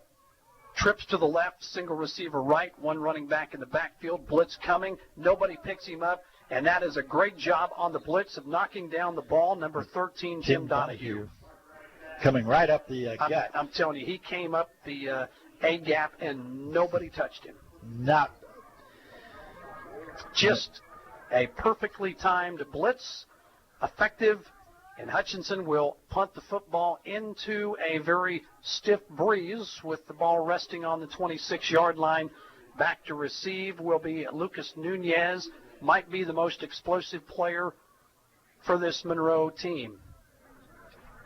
Snap low, bounces, gets it away, and an awful snap. And then the ball hit one of the Monroe players. He picks it up and does what? Oh, my goodness. That was a bizarre play, but the result will be a punt out to about the 40-yard line. It's a very thin sin. So from the 26 to the 40, my math will tell me that's not very good. No, it was not. But at least it wasn't blocked. It started out with a low snap, with the snap that bounced back to him. And Hutchinson has had some trouble this year. Long snaps. On long snaps. No question about that. So Monroe, who trails 38-17, has really good field position. Quickly to the line of scrimmage. And a handoff to Clayton Scott. He's been the workhorse at running back. 10th carry, 39 yards. He does have a touchdown, and that's going to be about a 2-yard gain. 2 players will check in, 2 check out for the Dragon defense. Clock ticking. 2 receivers left, 1 to the right, an H-back on the left side, and shotgun snap. Again, ball given to the running back, Scott, and holy cow, does a good job, but a flag comes in late, and Randy, this is going to be a silly, silly hold against Monroe College on what would have been a great run.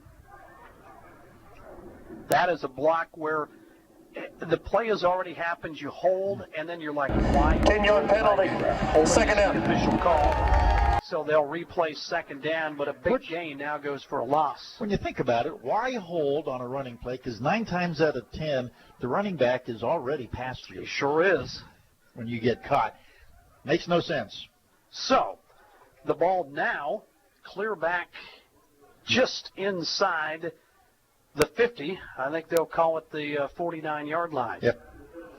Second down, 18. Huge play for the Dragon defense. Let's see if they bring any pressure. 4-man blitz. They run a stunt. Pressure on the quarterback. Receiver was open that time, and running freely was Jevin Frett, who had 2 steps on the defender, but the ball well overthrown. Yeah, and that, again, that one could have been the wind a little bit. You know, people always wonder, okay, was it easier to throw with the wind or against the wind? Technically, you don't want any wind at all. Right.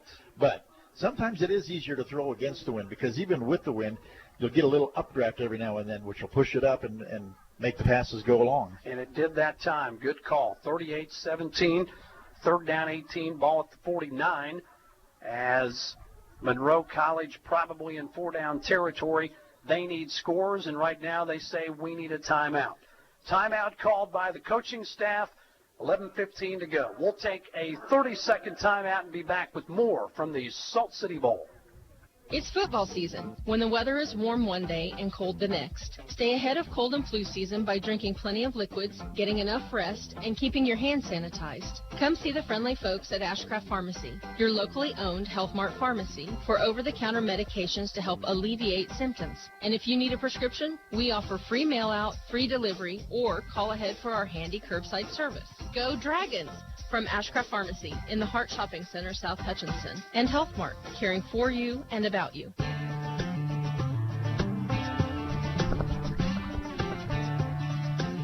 right. Monroe College calling a timeout because the play clock was running down, and they're looking at a big 3rd down and 18. We are in the 4th quarter. 38-17, 11:15 to go here in the football game. We will have an offensive and a defensive MVP announced at the end of this. We'll talk on our local stations, of course, with Ryan Rhodes, as we always do. Snap. Quarterback under pressure, throws into a traffic of a bunch of people, and it goes incomplete. I didn't see the receiver down there. I thought he was just throwing it to one of the linemen, which is not legal. No. And that means Monroe College will run on the punting team, win at their back. I'm Hutchinson. I don't do anything fancy with this. Last thing you want to do is turn the ball over here. So Tinsley and Colvin back deep for the Blue Dragons. Good snap, almost blocked. And the ball is cleanly fielded by the Blue Dragons as taking it was Colvin. And he will take the ball out past the 30-yard line, and we have another Monroe player down. Looks like Jeremiah Bryant. Yep, number 7. He's down at about the 30-yard line right in front of the Dragon bench. Obviously in some pain. We'll take a timeout while they tend to the injured player. We'll be back in 30 seconds. Need to send someone money? Pay a babysitter? Split the bill? Use First Pay. It is the person-to-person payment option located right inside your online banking app. There is no need to download an additional application. It is simple, safe, and secure. We're first for you. Visit fnbhutch.bank to learn more, or click on your First National Bank app to get started. You can also stop into a location nearest you, and we're happy to help. First National Bank of Hutchinson, member FDIC, equal housing lender. So a couple of players will carry off number 7, Bryant, as it looks like he's not putting any pressure on that right leg, Randy. And definitely hate to see that. Yeah, no question. So the Blue Dragons will take over possession. 1st and 10 at the 32-yard line. We're down to 11 minutes in this game. Hutch clinging to a 38-17 lead. Into the backfield for the Blue Dragons will be running back Tyon Evans. He's had a day. Evans, 11 carries, 136 yards, 2 touchdowns, a 70-yard touchdown run as well. Dragons will run the ball here. They want a 2 clock. Big hole off the right side, and Evans will run out of bounds, out past the 35 to around the 37. And Rhodes right there to keep Evans from saying something that he shouldn't to one of the other players.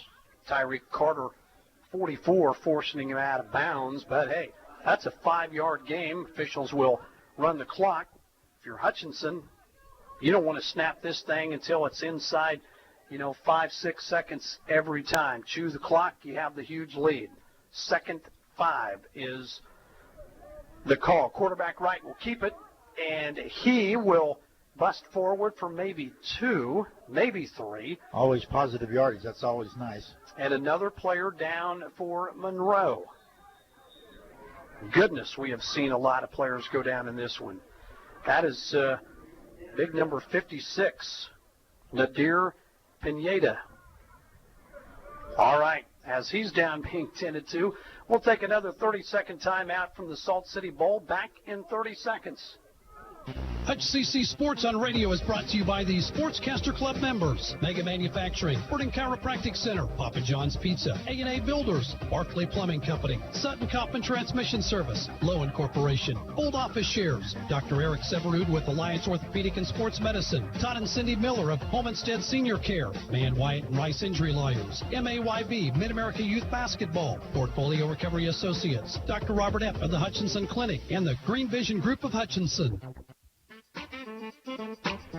Well, back at Gowans Stadium, Randy, and my goodness, as we went to break, another player went down. Kind of like dropping like flies. Yeah, this time Devin Love, big defensive lineman for the Mustangs, also going down.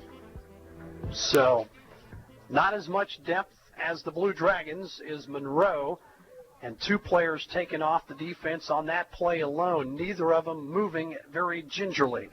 3rd down and 3. Ball resting at the 39. Hutchinson would like to pick up a first down here. Running back again will be Tyon Evans. Mark Wright at quarterback. One of the questions, Randy, on Dragon Talk Monday was, name the player you would most likely let date your daughter. Mark Wright was the guy. Oh, yeah? Just a classy gentleman, good kid. He is well respected on this Dragon team. Takes the snap under center, pitch right, and Hutchinson, I think, is going to be a little short. And there's a flag late. And that is a really dumb play by one of the best players for Hutchinson this year in number 56, Latrell Bankston. Latrell Bankston. That was, just really stupid getting up and giving a push. Said something late, and then he pushed, and an easy call by the official, and that's going to be 15-yard penalty. So, would have been a 4th down and 1 with the ball resting at about the 41-yard line. Offense number 56, 15 yards from the end of the run, 4th down. So, the Blue Dragons will now have 15 more yards tacked on, 9th penalty of the game. So now there's no question. You don't even think about running it. You're going to send the punt team out. Definitely will punt this. Which, according to the last punt, was only, 15 yards? It was about 15 yards on the punt. It was almost blocked. This one, Harrington hoping to get a little bit more distance on. Finally a good snap. Holy cow, that thing downed at about the 40. The line of scrimmage was the 26, so another punt that goes less than 15 yards. That's ridiculous. And those are just bad punts. That has nothing to do with the win. Those were just bad punts. And he wasn't necessarily rushed on that one. No. So, the Blue Dragons will trot the defense out onto the field. Monroe College desperately needing points if they want to get back into this one. There's still time, 9:44 to go. Dragons with 442 yards to Monroe's 294. Receiver in motion. Quarterback will hand off to Clayton Scott, buried in the backfield, and this is going to be a loss of at least 3 or 4 yards. And, of course, Bankston there leading the charge. For and another late flag. This will be another unsportsmanlike conduct. Now just a question as to who it's against. It is starting to get a little bit chippy. I don't know who this is going to be on, but we have already had 16 penalty flags in this game. This is the 17th. On the offense, number 7, conduct against pulling an opponent off the pile. 15 yards from the end of the second down. Well, let's take turns. You'll do this you'll do this penalty. I'll do the next one. Now, this is ridiculous. It's bad sportsmanship, and I hate to see it. Yep. Even in a game like this. Ryan Rhodes' team this year has been very, very disciplined. There have not been many unsportsmanlike calls against this team. As opposed to in years past, last couple of years. It's been really ugly last couple of years. This year was fantastic as far as that goes. He said it's one of the most fun teams he's had to coach. A lot of great character kids on this squad. So, second down, long, quarterback flushed out of the pocket and throwing incomplete. That time was the quarterback, Dominic Schaffner, who now is 12 out of 32 passing in the game. Dragons with a good pass rush there, forcing a 3rd down and 29, the ball resting at the 42. I believe that was Colvin on the play for the Blue Dragons. 4 new players check in for Hutch, 4 check out.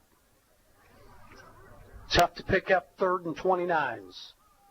To get a first down, you're going to have to get the ball to the 29-yard line. The ball right now is at their 42, low snap, quarterback handles, and the throw is over the head that time of their best receiver, Lucas Nunez. I tell you, one-on-one coverage, if the ball's better thrown, he's going to catch that and make it interesting. And he still even had a chance, even after he got turned around. He did. He had a chance, got his hand on it at least. Nunez has 5 catches, 116 yards, and a touchdown. He has been really good. Good snap, punt away. It is a doozy. Wow. And this thing is going to bounce into the end zone easily, and the Dragons will have a touchback. So, still 8:57 to go. Feel like this fourth quarter is moving at a snail's pace. You're right. It has been one of which has not moved quickly. We've had a lot of penalties. We've had injuries. We've had a lot of incomplete passes, and you add it all up, and the clock doesn't tick down. Hutch right now, Randy, they want to run it and chew clock. They do, but they still want to run positive offensive plays. Would be helpful. Tyon Evans in the backfield. Mark Wright still at quarterback. 2 receivers to the right, 1 to the left, and an H-back in the backfield. Wright will hand off, and a big hole up the middle, and here we go. They're going to be gone. Tyon Evans They're at the going to catch 50, him. 40, pushed out of bounds at about the 35-yard line. Tyon Evans. Tyreek Carter with the play that prevented the touchdown for the Mustangs.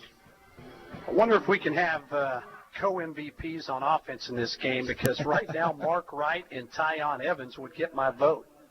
They have both been really, really good. As the ball now down to the 35-yard line, where it's 1st and 10, 8:32 to go. Receiver in motion.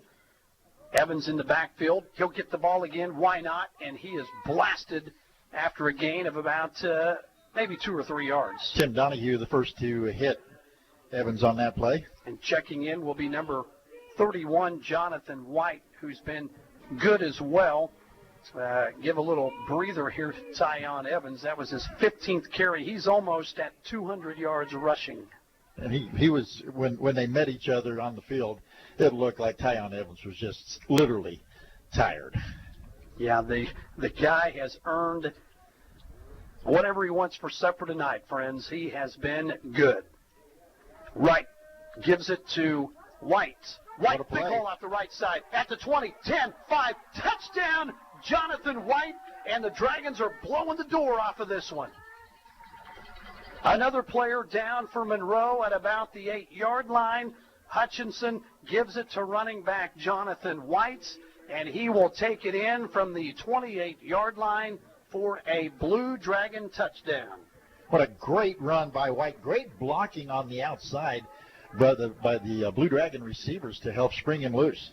Jonathan White has really come in and been productive. 5th rush of the game. He is over 60 yards rushing, gets his first touchdown. Dragons will line up for the extra point. Snap down, kick up. It is good. And Hutchinson has blown the doors off of this one, leading 44-17 with 7:40 to go. 45-17.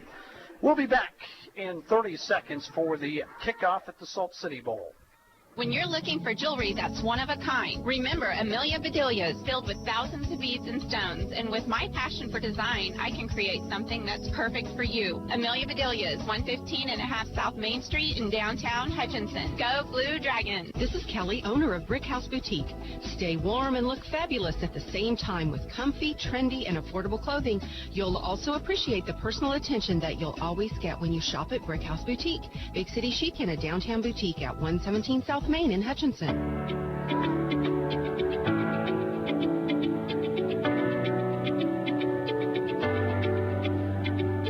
All right, welcome back to Gowans Stadium as the Dragons with a big touchdown there by Jonathan White to open up a 45-17 lead. And they will tee this up at the 35 and get ready for another kickoff.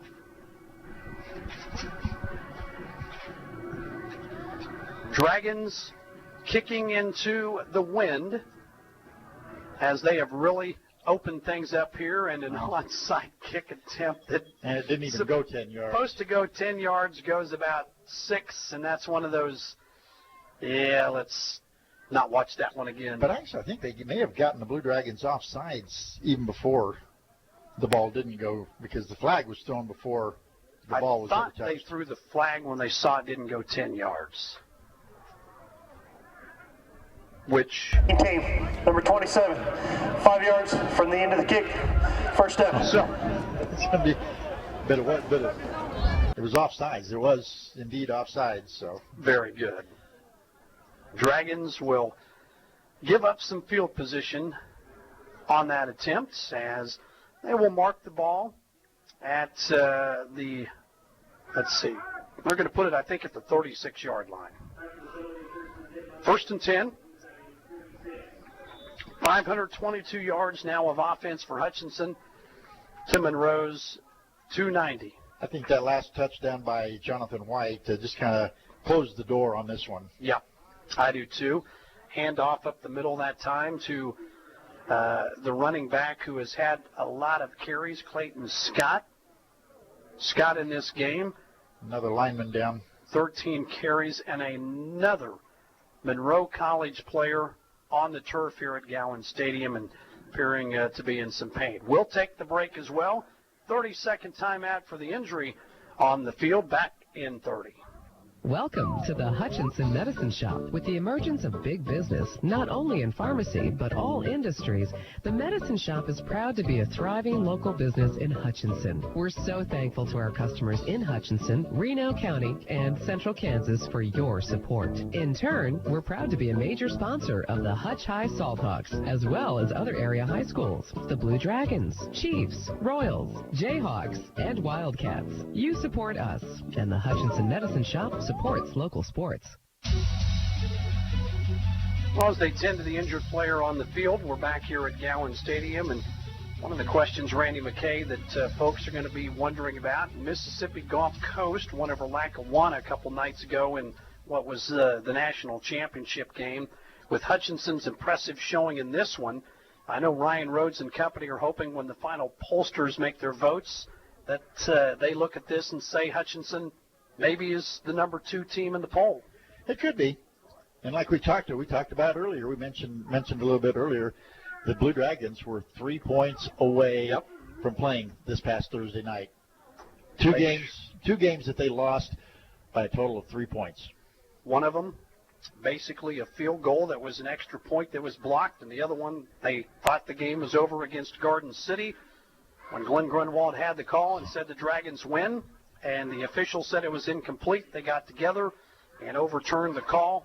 Garden went down, kicked the field goal to win it, and that kept Hutchinson from playing in the national championship game and have them playing here in the Salt City Bowl, where they have dominated this game 45-17. The only time that they have not dominated really was the third quarter. That is correct. Monroe outplayed them. And there's a big hole up the middle and a saving tackle. It looked like it was going to be a touchdown run by Marquise Cooper, number 25. There we have a late flag again. Another unsportsmanlike on somebody. Oh, boy. Dragons make the tackle inside the 5-yard line. And I bet this one's going against Monroe again. Well, if it were to go against Hutchinson, it would be half the distance to the goal. It wouldn't hurt you too bad. But if it is against Monroe, it's going to back you up the other direction 15 yards and not be good. Yeah, Coach Carg would not be happy at all with this one, I don't think. And the Dragons are appearing that there are 2 fouls on the play. So there's 2 after fouls. The play. On sportsmanlike conduct on the defense, number 89. 89 defense. On the offense, number 77. They offset. That is number 77's second unsportsmanlike. Okay. He is disqualified from the ejected. game. So number 77, Austin Fergulis, he is gone because that was his second one of the game. And he has been a big guy up front that is really a big contributor for them. He now has to exit, and it will be first down and goal at the 4-yard line in a fourth quarter that is taking a long time to complete. Yeah, since they were offsetting penalties, but they were both dead ball fouls after the play.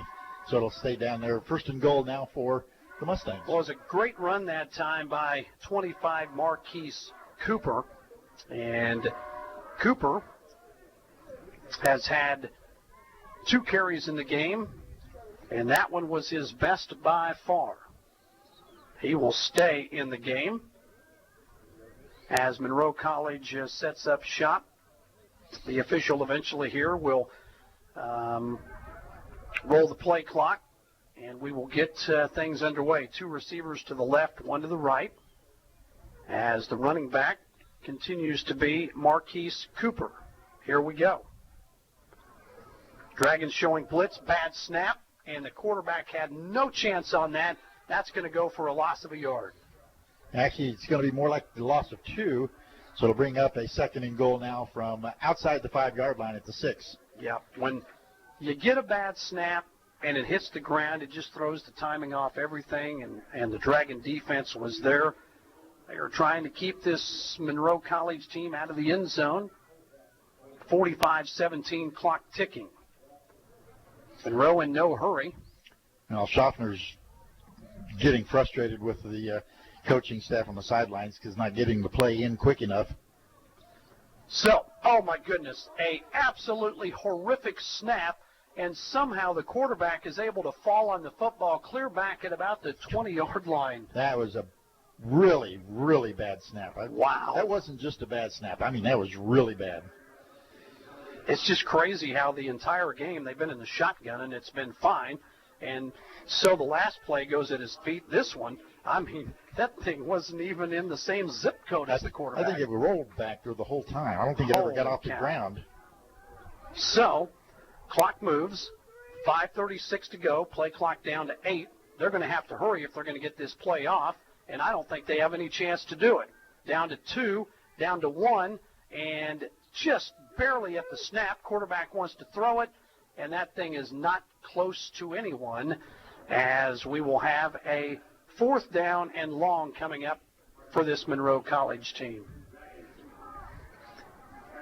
I think Monroe probably came in here not knowing exactly what to expect, and then when Blue Dragons just ran it right down their throats right off the bat, or actually threw it down their throats, I think it just kind of took them by surprise. They really kind of never got their feet back into this game. Hutchinson scored quick in this game, led 7-0. Monroe came right back and made it 7-7. Hutchinson quickly again made it 14-7 at halftime. It was 31-10. Or excuse me, 31-10, and right now another bad snap. Actually, I the think this quarterback is going to be stacked, and that is going to be back there, number 55 for the Blue Dragons, Rodney Matthews. That was more just a fumbled snap, more so than it was a bad snap. Okay. He had it in his hands. He just did not hold on to it. Nonetheless, the Blue Dragons will get the football at the 35-yard line. Defense holds. They'll trot the offense out onto the field, where I think Hutchinson now is going to go deep into their bench, and we're going to see some new players in this Hutchinson lineup. And I think if you don't mind, Rob, I am going to go head downstairs to the sidelines. You get got ready it. for the postgame. Blue Dragons will have a new quarterback out there. It'll be Kalari Lane. Takes the snap, hands off to a new running back for the Dragons, who breaks a couple of tackles, and that is Ray Samuel, who is going to pick up about 5 yards, and we'll call it a 2nd down 5 ball at the 40. 4:55 to go. Dragons emptying their bench and letting everyone play. Love to see it. Hutchinson also wants to run as much clock as they can. Receiver in motion goes left. Lane takes the snap. Flag comes in late. And a big run again by Samuel, who has the 1st down, but we'll see what the flag is. Official is going to tell us here quickly. Personal foul. Offense, number 77 and 69. 15-yard penalty. 2nd down. And that will be on DeMarcus Mills, one of the new linemen into the Dragon lineup. And you're going to have things like that happen. Get some backup players in there. So what was a pretty good showing by Hutchinson, and what was a 1st down now is going to be a 2nd down 20. Ball all the way back to the 25. Still folks making noise here at Gowans Stadium, as this one has been decided. It's just a matter now of what the final score will be. Lane, the quarterback, hand off to Samuel again, who slips on the right side. and is dumped for it looks like a loss of maybe a yard. We'll see where they mark this ball. Actually, it will be a positive play, so we'll say 3rd down 21. Randy McKay headed down to the sidelines. He will be talking to head coach Ryan Rhodes at the conclusion of this. We will also have an offensive and a defensive MVP named at the conclusion of this game. Clock ticking, 3:35 to go. Lane throws it out. His intended receiver that time not able to come up with the catch. And I think that was Kobe Phillips, wide receiver from Georgia, a freshman. Hutchinson will send on the punting unit, and the clock will stop. It has been a very long football game, as this one kicked off at 1 o'clock. It's 4:07 Central Time. Still 3:28 left to go, as Arrington is back to punt. Last 2 punts have been less than 15 yards. This one bounced, it's blocked, and picked up by Monroe, and it falls right into the hands of a Monroe College football player, and DeAndre Satchel picks it up and is going to score a touchdown off the punt block. Special teams folks today on the punting end have not been pretty. Let's just put it that way. And I'm going to tell you, Ryan Rhodes is barking at some players down there, and rightfully so. You want to win this game as convincingly as possible if you're a Hutchinson fan, because you're looking at, hey, maybe the pollsters move you up to number 2. And that means something to these players. But because of that, it's 45-23 with the extra point coming. It's a bad snap, and just throwing it away is the quarterback that time, Dominic Schaffner, who was also the holder. And when it was a bad snap, he alertly picked it up, threw it into the end zone where it went incomplete. So, we'll take a break. Hutchinson leads 45-23. This is the Salt City Bowl from Hutchinson, Kansas. We're back in 30 seconds. Getting the most back from your tax return starts with getting the most expertise. H&R Block has more enrolled agents than any other tax preparation company, and we guarantee the accuracy of every return prepared by our tax professionals. We find every credit and deduction to lower your tax bill. Put our expertise to work on your return, and don't just get your taxes done, get your taxes won in Hutchinson, Lyons, and Ellsworth.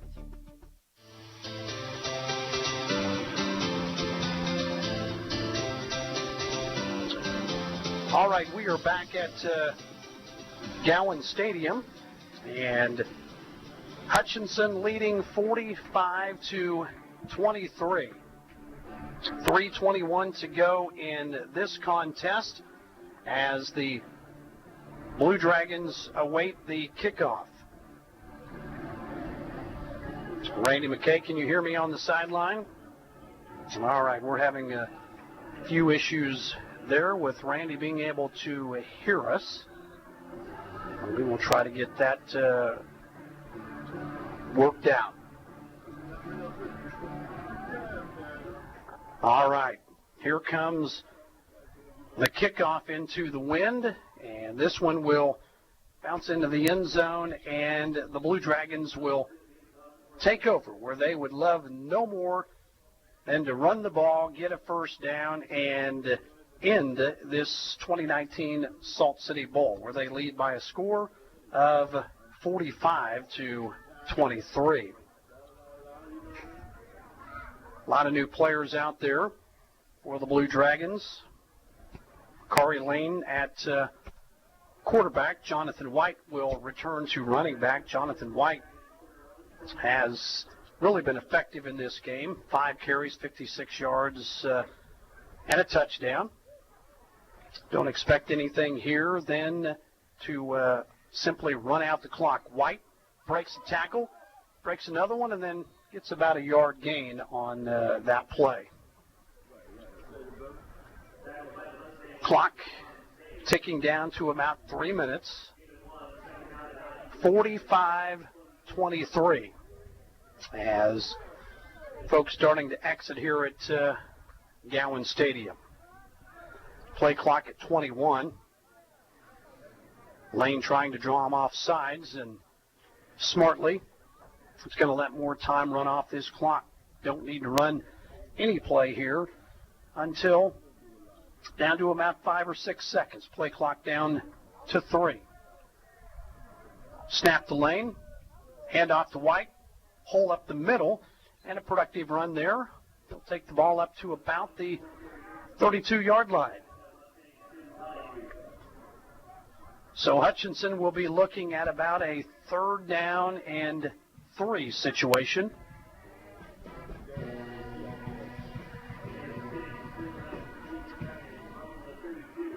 Two minutes and 7 seconds to go in this one. Dragons 527 yards of offense to Monroe's 291. Play clock down to 7. Game clock at 1:52. Lane with the handoff to White. Breaks the tackle, breaks another tackle. He's inside the 45, almost up to the 50-yard line. Hutchinson with a 1st down. And the Dragons now, if they want to, could probably take a couple of knees, and this one would be over.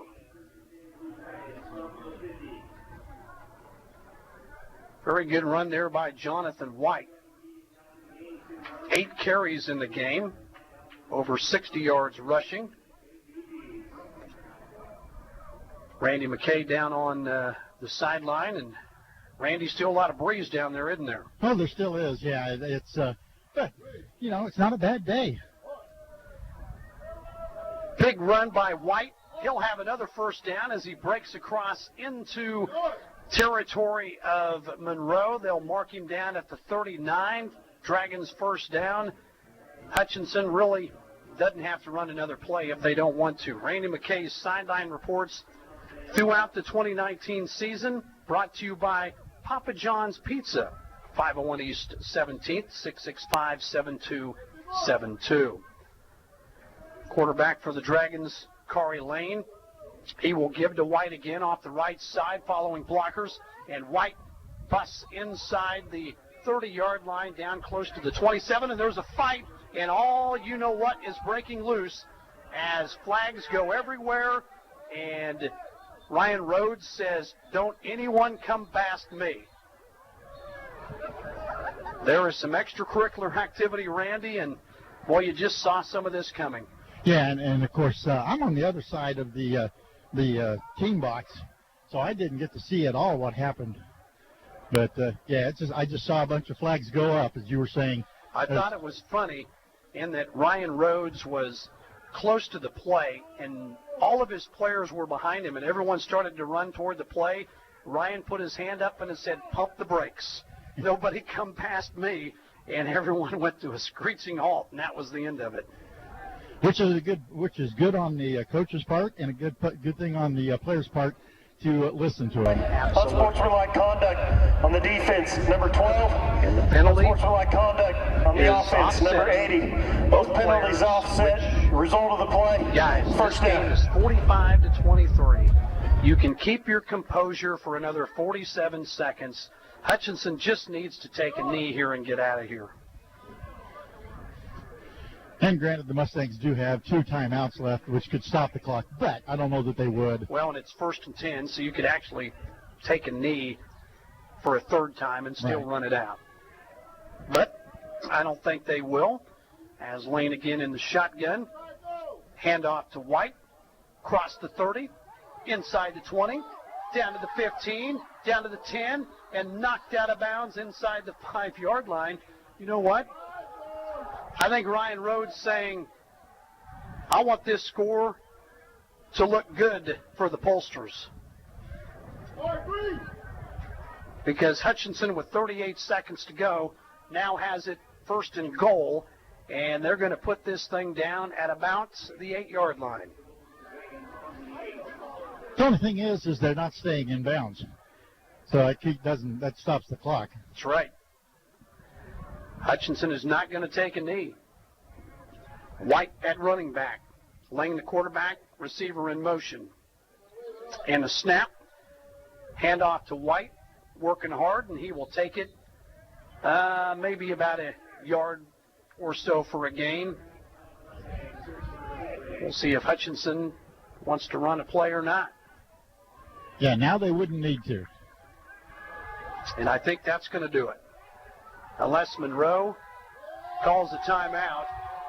And Monroe has been talking. And one of the Blue Dragon players says, look at the scoreboard, as he pointed to the Monroe player. And, yeah, usually that'll speak for itself. So, this one has come to a conclusion. 45-23. Hutchinson wins the 2019 Salt City Bowl. Lots still to come.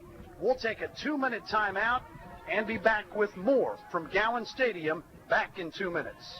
Happy holidays from your friends at Pools Plus. Our December Happy Hot Tub Days will feature a new set of our pre-owned hot tubs at rock bottom prices each week. Get into the spirit of the season and get into a new-to-you hot tub to aid in relieving that holiday stress. To guarantee pre-Christmas delivery, come see us soon. Don't miss the after-Christmas sale running the final week of 2019. Brand new in-stock American Whirlpool and Vita hot tubs at blowout prices. Shop local, shop Pools Plus, 21 East 1st in downtown Hutchinson. HCC Sports on Radio is brought to you by the Sportscaster Club members, Mega Manufacturing, Fording Chiropractic Center, Papa John's Pizza, A&A Builders, Barclay Plumbing Company, Sutton Kaufman Transmission Service, Lowen Corporation, Old Office Shares, Dr. Eric Severud with Alliance Orthopedic and Sports Medicine, Todd and Cindy Miller of Home Instead Senior Care, Man Wyatt and Rice Injury Lawyers, MAYB, Mid-America Youth Basketball, Portfolio Recovery Associates, Dr. Robert F. of the Hutchinson Clinic, and the Green Vision. From Hutchinson Community College, Tyon Evans.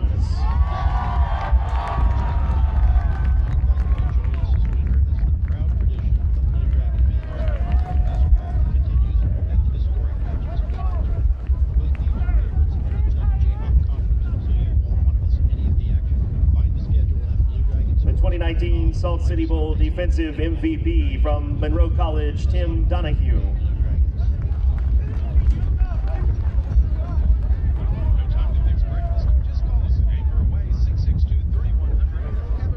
There's one piece of hardware remaining. Salt City Bowl committee member Brian Schmidberger of First National Bank of Hutchinson would like to present the 2019 Salt City Bowl Championship Trophy to the Blue Dragons of Hutchinson Community College.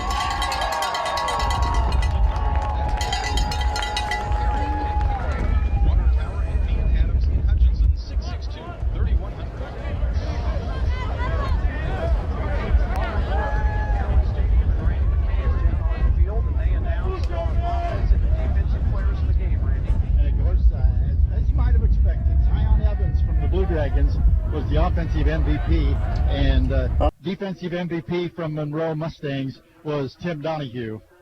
Yeah, very deserving.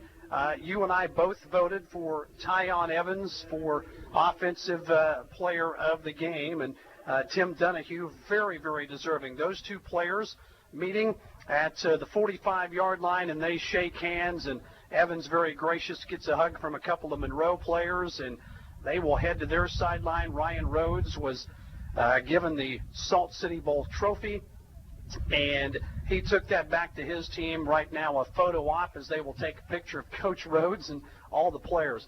Back at the station, get ready because we will break away here and get ready for the coach's show with Coach Ryan Rhodes coming up in just a bit.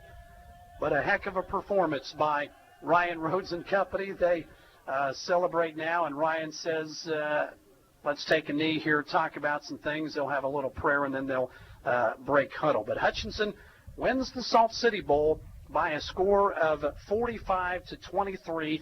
Hutchinson 593 yards of total offense. Monroe with 291. Tyon Evans, the offensive player of the game. Tim Donahue, the defensive player of the game. And, of course, he played for the Monroe College Mustangs. A beautiful day for things here at the Salt City Bowl at Gowans Stadium. Good crowd. Nice to see the sun out. Had to deal with a little bit of breeze, but I tell you, this time of the year in Kansas, you can get a whole lot worse than this. So we are very thankful for that. Is addressed after with Coach Rhodes. We will have our Medicine Shop game capsule as we kind of run down more statistics. The Medicine Shop at 18th and Main, and then McCall 376. That'll do it for the game portion of this broadcast. Stay tuned. We're wrapping up the game portion. We'll head into the coach's show with Rhodes and Randy coming up next here on the Blue Dragon Sports Network. It's time for the coach's